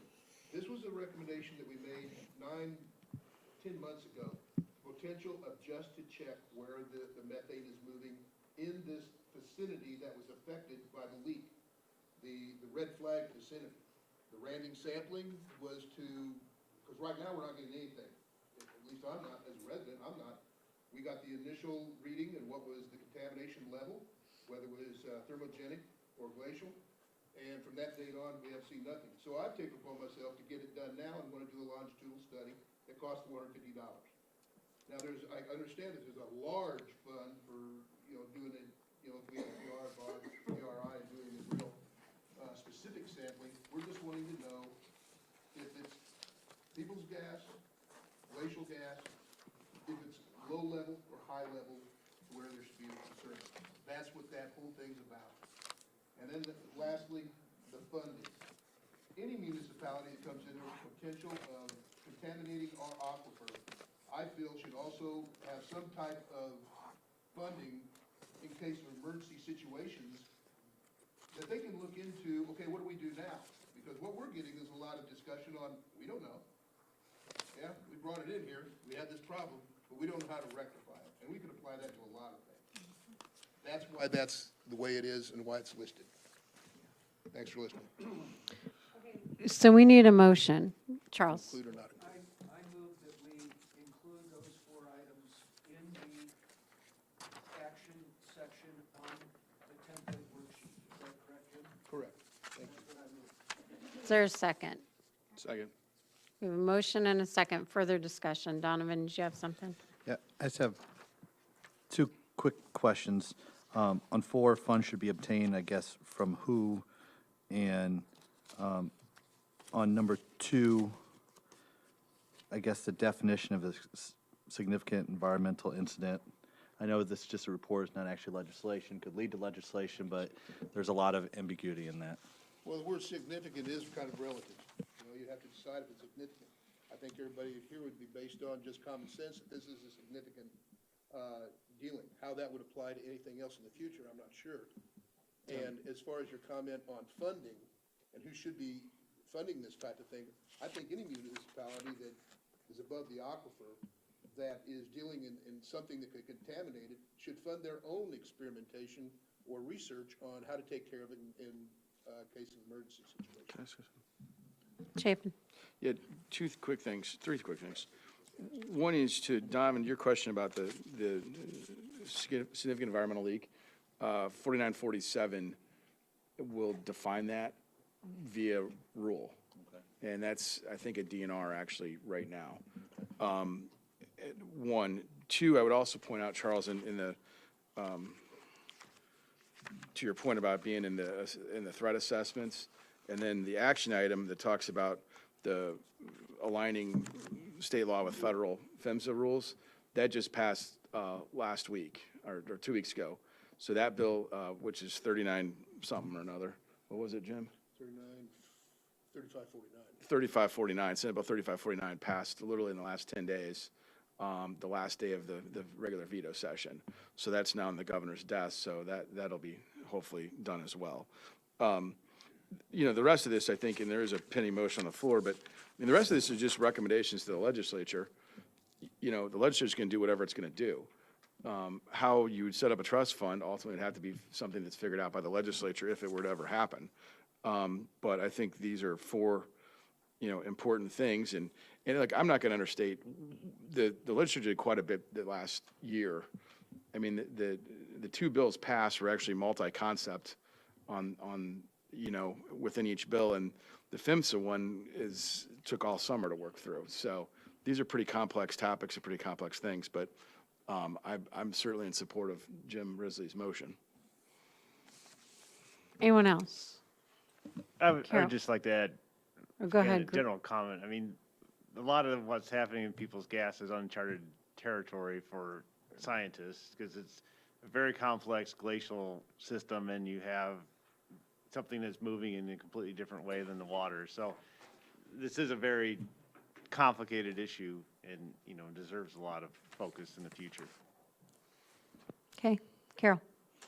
I just want to clarify that point 4 is, in essence, asking or making a recommendation that the state legislature picks up this question of who's responsible or how do you fund?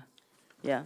Well, and honestly, now that the PRI offering, we voted on the first couple motions, that would be the natural place for 4 to go. I guess that was one of my, Yeah. because otherwise local governments have to figure out in their budget somehow, right, how to do Yeah. this. So, I mean, I think, you know, I don't want to amend Jim's motion without Jim's permission, but, you know, 4 kind of has already been, we can include 4 with the PRI. The other thing on that, too, is I'd actually almost make 3 the same thing, because the initial problem we had when this whole thing happened was figuring out who was going to pay for all these tests and whether you could trust them or not. And ultimately, the state EPA did step up to the plate and do that, which I think we appreciate, because we needed an independent source to do the testing. You know, so it wasn't a fox guarding the hen house scenario with people's gas coming out and just testing, and then, oh yeah, everything's fine. We wanted an independent validity to those samples. So, you know, if Jim wanted to, I think maybe adding 3 and 4, making that within that PRI funding calculation we did earlier would be fine. But I mean, as far as consulting with a third-party expert, that should have been done day one. And that's the most galling thing, is it took them we had to take them to court, and the taxpayers had to spend money taking them to court to get them to hire a third party. And even then, it took a year plus to get that done in court. Right. I think just for the clarity, certainly in interest of local governments, if Jim would make the amendment to this, to make sure that 3 and 4 are activities of PRI under the funding model that we would be asked to pass in the legislature, to make sure that it is included. Otherwise, it becomes a question of local government responsibility and budgeting for me. Trish, do you have enough information to get that moved if that's the motion? I think so. Okay, so, and is that a by consensus, we're doing that with your motion? Well, I just want to make clear how we've changed what the original motion was. I don't want to stagnate this, but. My what is the understanding change? is that items 3 and 4 will be included in the PRI section, which was that large section, which was the first comment about funding for additional testing and monitoring and studying, that it will specifically reference the people's gas and gas-related. Okay. So I would. Oh, I'm It's sorry, I his was thinking it motion, was yeah, Jim. I was gonna say, Charles, this is are what you I good voted with for. that? I want to make sure I understand that in addition to including these in the worksheet, you're going to include a discussion of the associated costs in the PRI part. Is that the intent? Yes, Okay, I am amenable to changing the motion to that concept. Why don't you okay. just make a new motion that does that? Yes. So we withdraw the old motion. I withdraw the old motion. So now you have a new And I'll make a motion. new motion, if it's okay with you, Okay, you go ahead. to include this as it's been amended. Okay, so items 1 and 2 are included, items 3 and 4 become part of the PRI funding model. Is that a second by Charles? Okay. Alec? All right, I apologize if I'm a little bit slow on the uptake. Is it our intention that this recommendation be applied to People's Gas for the leak that's already occurred? And if that's the case, then I'm a little bit nervous about imposing our judgment on the adequacy of that settlement, you know, above and beyond what's taking place, not knowing what's happening. I mean, I have no idea what's going on. It could be Alec, that they've done all If I could do this. that, I would do it in a second. But you being a good lawyer that you are, know that this is already in litigation and they're going to be covered by the rules as they were the date this happened.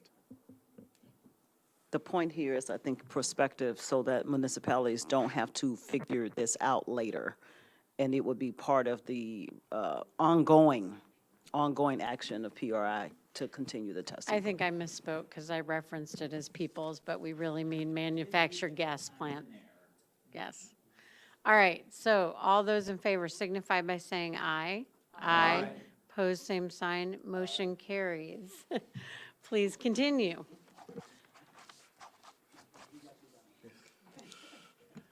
So next, I thought we could tackle 09, comment from Claudia Lenhoff and Representative Ammons recommending an alternate legacy landfill worksheet. So that is included. Since it was so lengthy, I included it below all of the comment tracking table, just for ease of reading. Pull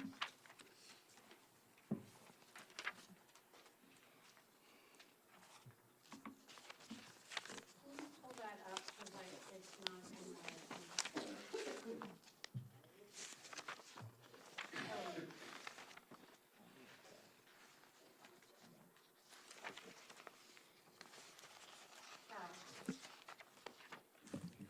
I want to clarify that the motion is to replace the existing worksheet that's in the draft with this revised version.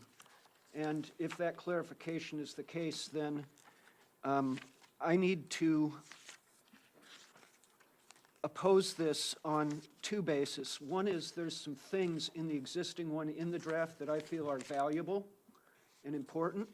And the other is more procedural, is that this one has been through the full Subcommittee A process, and to amend it at the end with sort of some ad hoc things without the same kind of QA strikes me as troublesome. So, question of clarification is this a motion to replace? And if so, then we'll be prepared to at least write a dissent that contains some of the information from the old one. Claudia? I think that process-wise, this got dropped at some point when we were trying to bring it in through committee, and then Representative Ammons more strongly, tried to bring it in. I don't want to lose important items from the original one. I think, part of my hope was that they could somehow be reconciled. But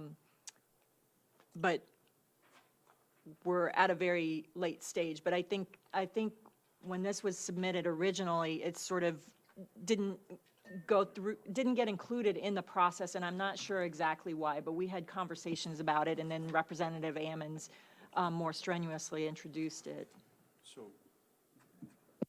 I'm going to let Representative Ammons give a comment, and then I'll go to you, Chief. Yeah, just, certainly I didn't receive any comment back about the portions that should be kept from the previous draft. And so my initial submission was that it would be taken up in the committee process, which we submitted early for that. For whatever reason, it did not get taken up in that committee process. But certainly wasn't because we didn't submit it. I'm okay with us including what you believe is valuable from the original definition.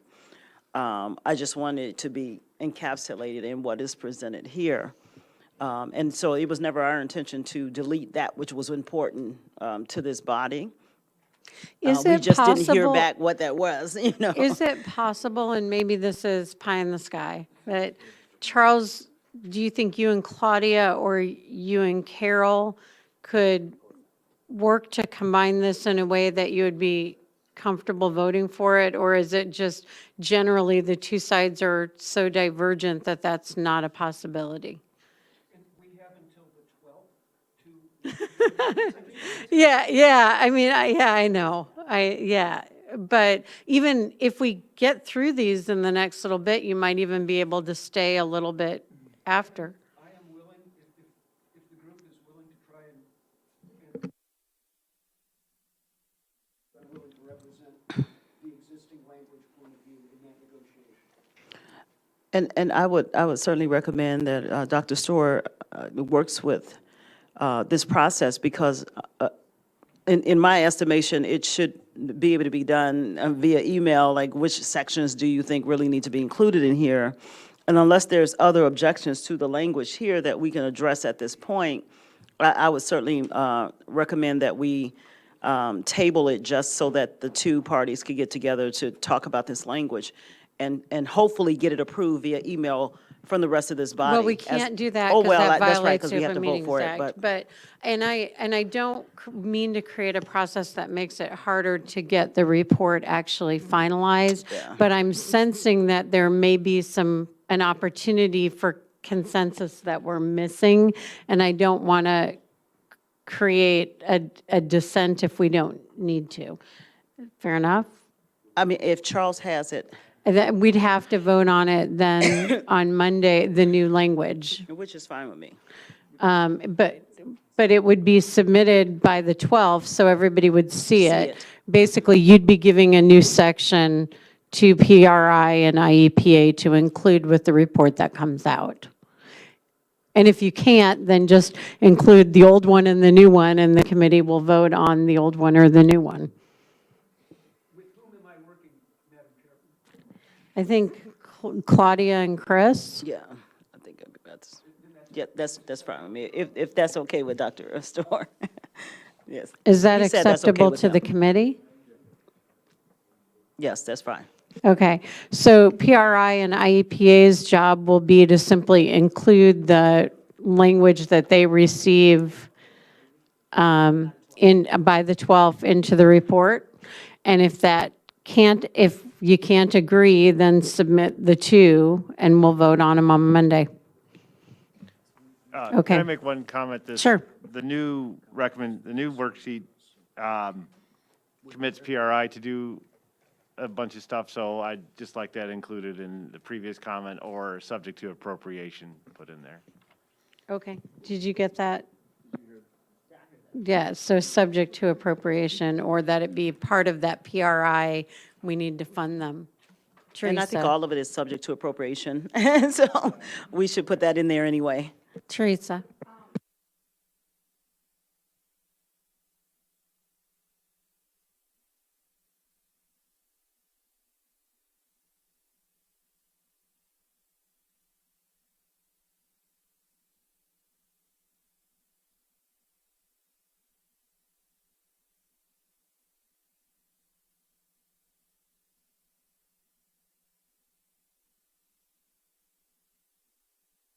And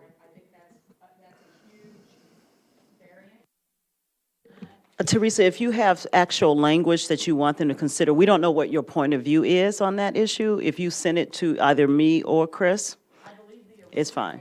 Delineation was 100 year. Now it's changed to 500 year floodplain. Okay, and you prefer the original? Okay, thank you. Well, and Todd Reddick was here last time too to speak on this, and I hear people talking about appropriations. As you recall, we don't get general revenue funding.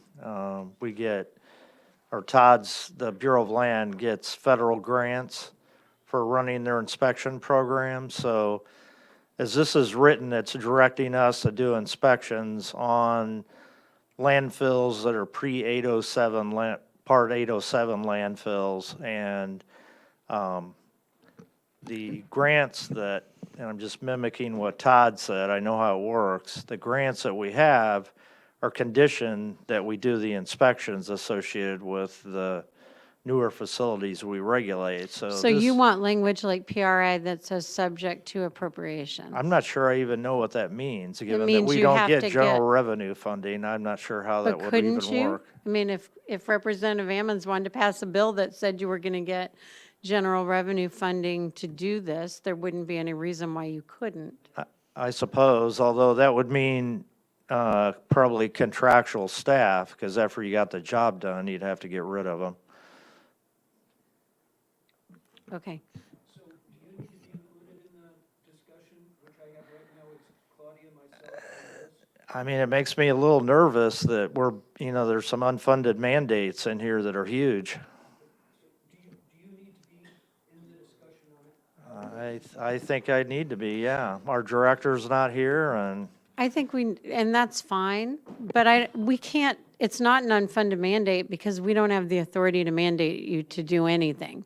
I mean, it's a recommendation from the subcommittee or from the committee that X happen. The legislature is either going to fund it or not fund it. I would agree with that. It's just the wording that says directed to do, and I get you what you mean. Ultimately, it's not a mandate until it's passed in law. Okay. All right. So does that resolve that comment, at least for the time being? All right, next one. I think that also resolves another comment that was just a note from the November 19th meeting, and it just said discussion about the legacy landfill comment. So I think that was what the discussion had been. Is that correct? I'm sorry, that was N11. It's the second N11. Apologies. I'll refer to it as N11B. Yeah, it is. 'Cause it's- Okay. If that is the case, then perhaps we could go on to O15. So this is the comment about needing to be clear about the definitions that are used. And in response, Andrew and I believe some of the others came back with some suggested language to define threats and potential threats and potential routes. So this is O15. Yeah, so I looked at this and I just was sort of frustrated with this whole what do these words mean issue. And so looking at it, I thought that we could just define, using the two definitions that were already there, make explicit that the first category was what we're calling threats, the second category is what we're calling potential threats, and then adding a third category that just describes what potential routes are. And I sent this to Donovan and Alec, and they both said it was okay. It was a minimal change. It does add a third bullet to the first part, and I'd welcome comment from Donovan or Alec. Donovan, did you have a comment? For a little change in my discussion, I fully support this. The IMA is happy to work with the Prairie River Network. And no, it really just clarifies, it cleans up the language really well and just clarifies what the definitions actually mean. Look at the potential for cooperation in this state. I love it. All right, so we need a motion to include. And a second by Representative Ammons. All those in favor signify by saying aye. Aye. Opposed, same sign. Motion carries. Great job. Next comment. So N3 was a comment from PRI regarding referring to top 10 recommendations. And the suggestion was just to remove that sentence that refers to the top 10 prioritized recommendations and just give the entire prioritized list and not make a split between the top 10, and the others. Is everybody okay with that by consensus? Anybody really opposed? Donovan? Alec? Well, I just, if we're presenting what are the recommendations of the group, my recollection of how that list came to be in the first place is it was culled from previous documents. And so there was a number of things on there that we never even talked about. And so it seems to me like, elevating things that got only a couple votes to recommendations of the group is probably a little too informal for my comfort. Donovan? Just be sure, does this motion then include every recommendation that was on the sheet regardless of where it stood in the top list? I guess I read it as it just included the ones that were in the report, but just didn't list them like as 1 through 10 as prioritized, but maybe I'm misunderstanding that. There are in Appendix G, I believe, 18 items that are listed in order, in rank order, and I think the recommendation was simply, why do you need to put a break between 10 and 11? Why is there something particularly special about the top 10 versus the top 18? I would argue yes, just for the sake that we spent 5 subcommittees doing this, breaking down the different priority lists and determining, what recommendations we actually want to make. I mean, if I can borrow that real quick.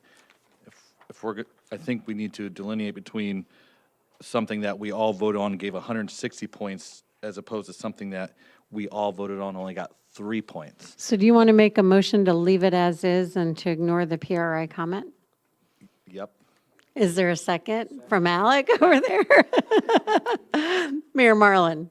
Just a request for clarification, and I may be not remembering this right at all, but did we at one point talk about trying to focus on HTEM as our number 1 recommendation, or pull that out and discuss it individually compared to the rest of the recommendations? Yes, multiple times. So is that part of this discussion, or is that?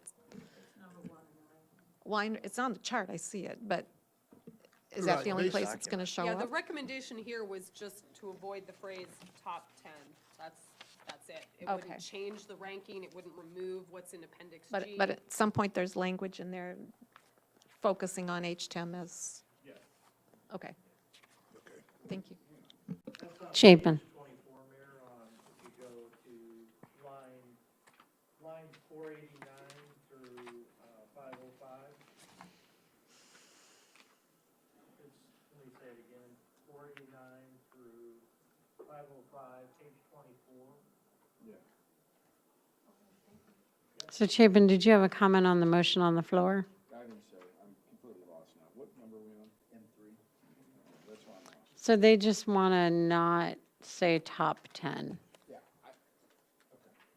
I don't care one way or the other, I don't care one way or the other, but I think our voted rankings show the weight of what people thought was important. So whether we call it top 10 or not, I think it's more important that the table shows what it is.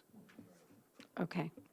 So all those in favor of leaving the table as it exists currently signify by saying aye. Aye. Pose same sign. Oh, did you have a comment? I have a real quick question, Todd, go because ahead. you said the table. Well, I meant it's appendix. It's an appendix that has the list. Yeah. Okay, so, but I understood the conversation we were talking about was the wording on page 24. No, Mayor Marlin asked about page 24 because she wanted to make sure that H10 was included. So we got two items mixed. The motion was on, Donovan, can you hand him the table so he can see what you're talking about? Oh, I see the table. Yeah, so the motion was to just leave the table as is. Okay. Okay? All right, so we're I good? get that motion, but I guess I'm confused then on the item up here that was presented. What are we doing with that? Because that's talking about the wording. That's talking about the wording. Right, and so the motion was ignore the comment, leave the table as is. And that's what we voted on. The motion of both keep this as it is, and then the whole removing, that's gone. So we just said no to that comment. Okay. All right, next comment. Is nitrate a threat or potential threat? This apparently was from the discussion in November 19th. This is comment N6.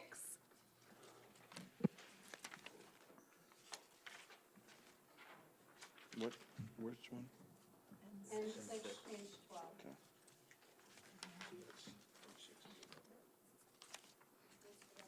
So the committee had already said that it was a threat. So Steve, do you want to weigh in here? Yeah, Steve, Illinois Farm Bureau, I think since the last meeting, the points I made and the new, not the new, but clarified definition that came through, a threat and potential threat, it falls in there, so I think that takes care of it. So you're withdrawing this comment?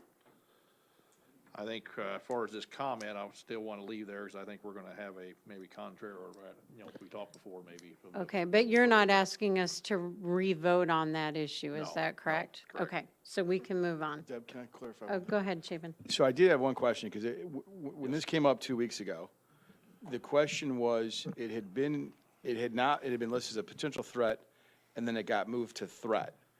Did the subcommittee itself vote to make it a threat, or did the subcommittee vote to make it a potential threat?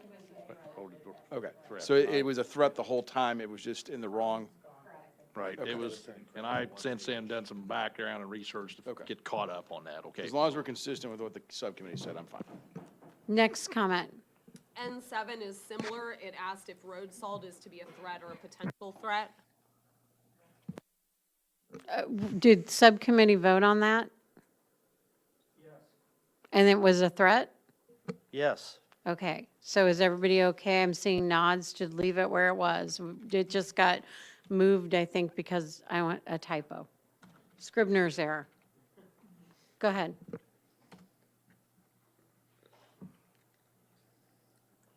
So N9, this is a note from the November 19th meeting as well. What is the cost for allocating resources to review abandoned wells or other routes? I'm not sure what that was in reference to, but. Yeah, and we've addressed that issue in our, in comment N2, in Okay. what we want to do, or So we can move on past that one What- then as well? I just some of said- it, I guess. I just have one comment to add. That's under the jurisdiction of the Illinois Department of Public Health and the county health departments. And that abandonment requirement is in the Illinois Water Well Construction Code. Now, since 1987, they really, I think their funding is through their permit fees. So I just throw that out there for background information. I haven't heard anybody talk about that, and we haven't had the department here to speak to that. I think our focus has been on education. Okay. I think George is saying, though, it's included in the other funding issues.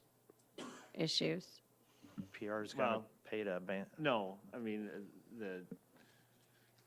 what we're including is getting our database more together, getting the ceiling permits that we have in the database and things like that, and working with the health departments to get the ceiling records. yeah, so this can have an additional meaning. In other words, there's a regulatory meeting.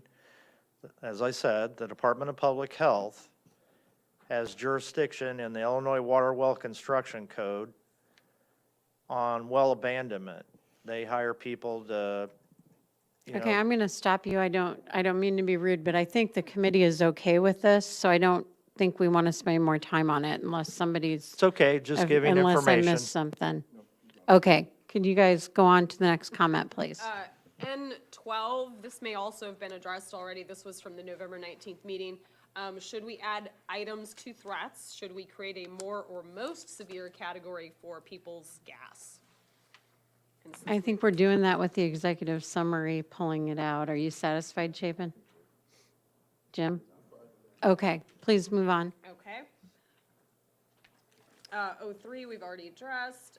010, add to the introduction the context of why the Mahomet Aquifer is significant, which Rick Cobb attempted to address in the draft that you currently have. So I think the question is whether the current introduction satisfactorily addresses that. Well, and Diane indicated she'd provide us, sorry to put you on the spot, Diane, but in the minutes, I think you indicated that you would provide us even a flashier write-up, so there you go.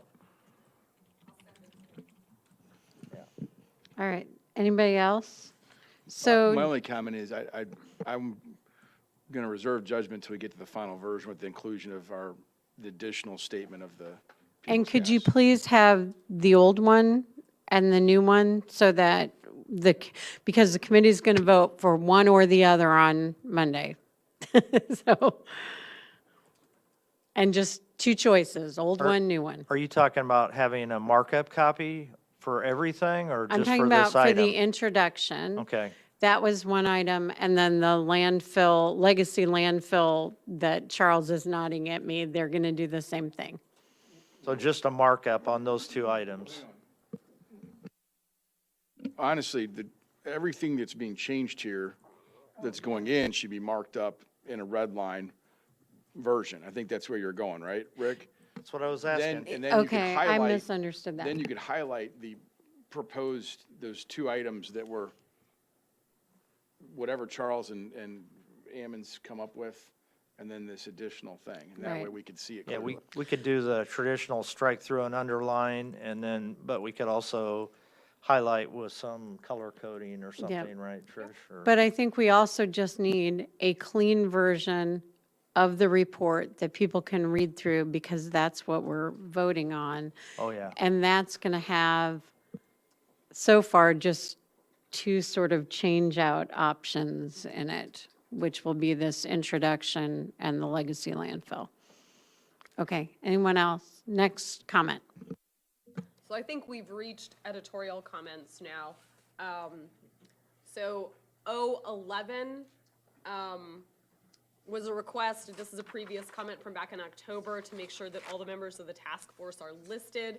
This is included in a table, an unnumbered table that I believe appears between lines 50 and 51. So I presume that that probably addresses that comment sufficiently.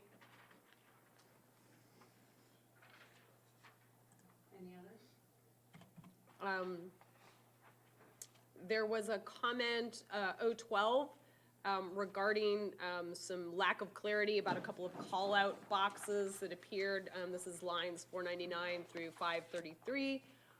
Rick responded by moving some of that from section 3 to appendix B and reworking the text. So that was a kind of some editorial adjustment.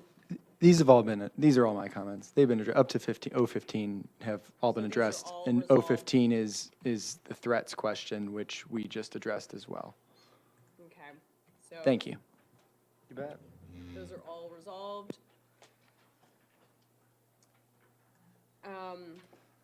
N4 is another note from the November 19th meeting, wanting to make sure that the executive summary identifies that the report was for gap areas and didn't delve into areas that are already regulated.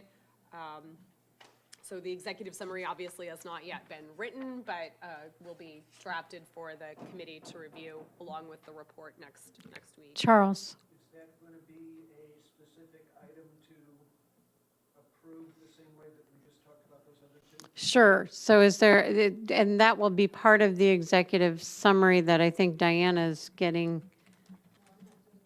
Oh, you're doing, okay. Yes, you are. So do we need, are you asking, do we need a motion to include that language? I'm asking whether or not this is going to be a third item. Oh, I see. Yes, yes, because we haven't seen it yet. Yes. Yes. That's the common understanding. Yep. N16, this was a PRI comment.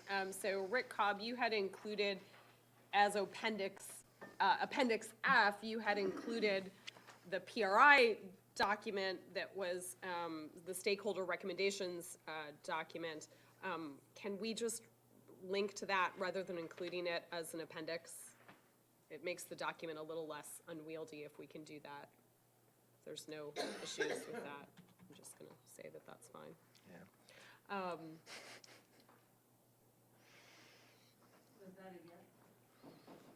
I think that was a no one except me cares, so I'm going to take that as a yes.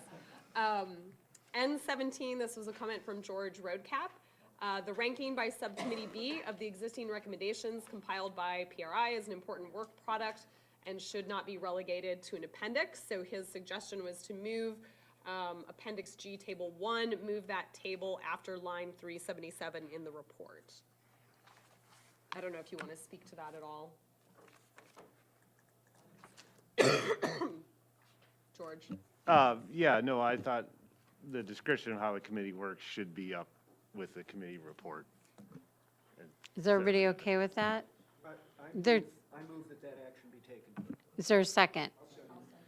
All right, all those in favor signify by saying aye. Aye. Opposed, same sign, motion carries. And comment N18, also from George, I think we've already addressed this. This again was about kind of the separation in the table of the ranking. So everyone seemed to want to retain that, to keep the table as is, correct? Correct. Okay, so that has already been resolved.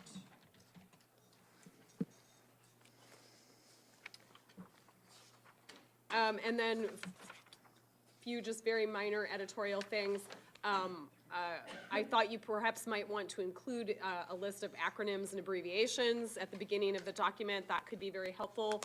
Obviously, the table of contents will be inserted once the document itself is completed, and perhaps including at the front of the document a way that this report should be cited if it is cited by people in the future. So any objection to any of those small editorial items? Committee okay with all of that? Okay, so do we have any other, are we done? Any other? Any other comments that we have not? I had N8, we didn't specifically talk about, although I think we talked about it in a different one. It's the definitions. So I think we got it. I think that's Okay. addressed by Yep. 015, I believe. Yep. Okay. All right, thank you all. And we're only like 10 minutes past. So, yep, let's go back. So we've done items 3, 5, 6.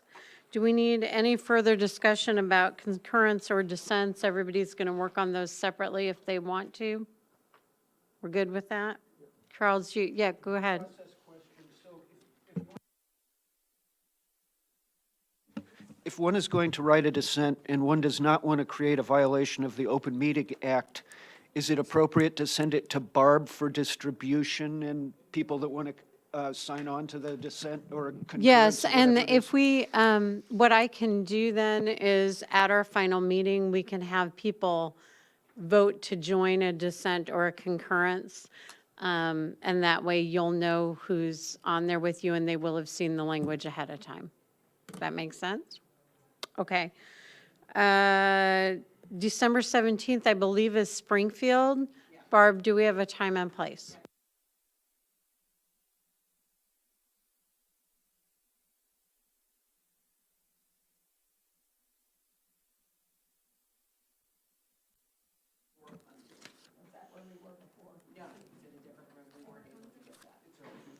I'm sorry, so which committee room? Okay. I was just thinking same place. Okay. And task force comments? Public comment. Anyone from the public wish to address the task force? All right, I need a motion to adjourn. Do I have a second? All those in favor signify by saying aye. Aye. Opposed, same sign. Motion carries. Great job. Thank you.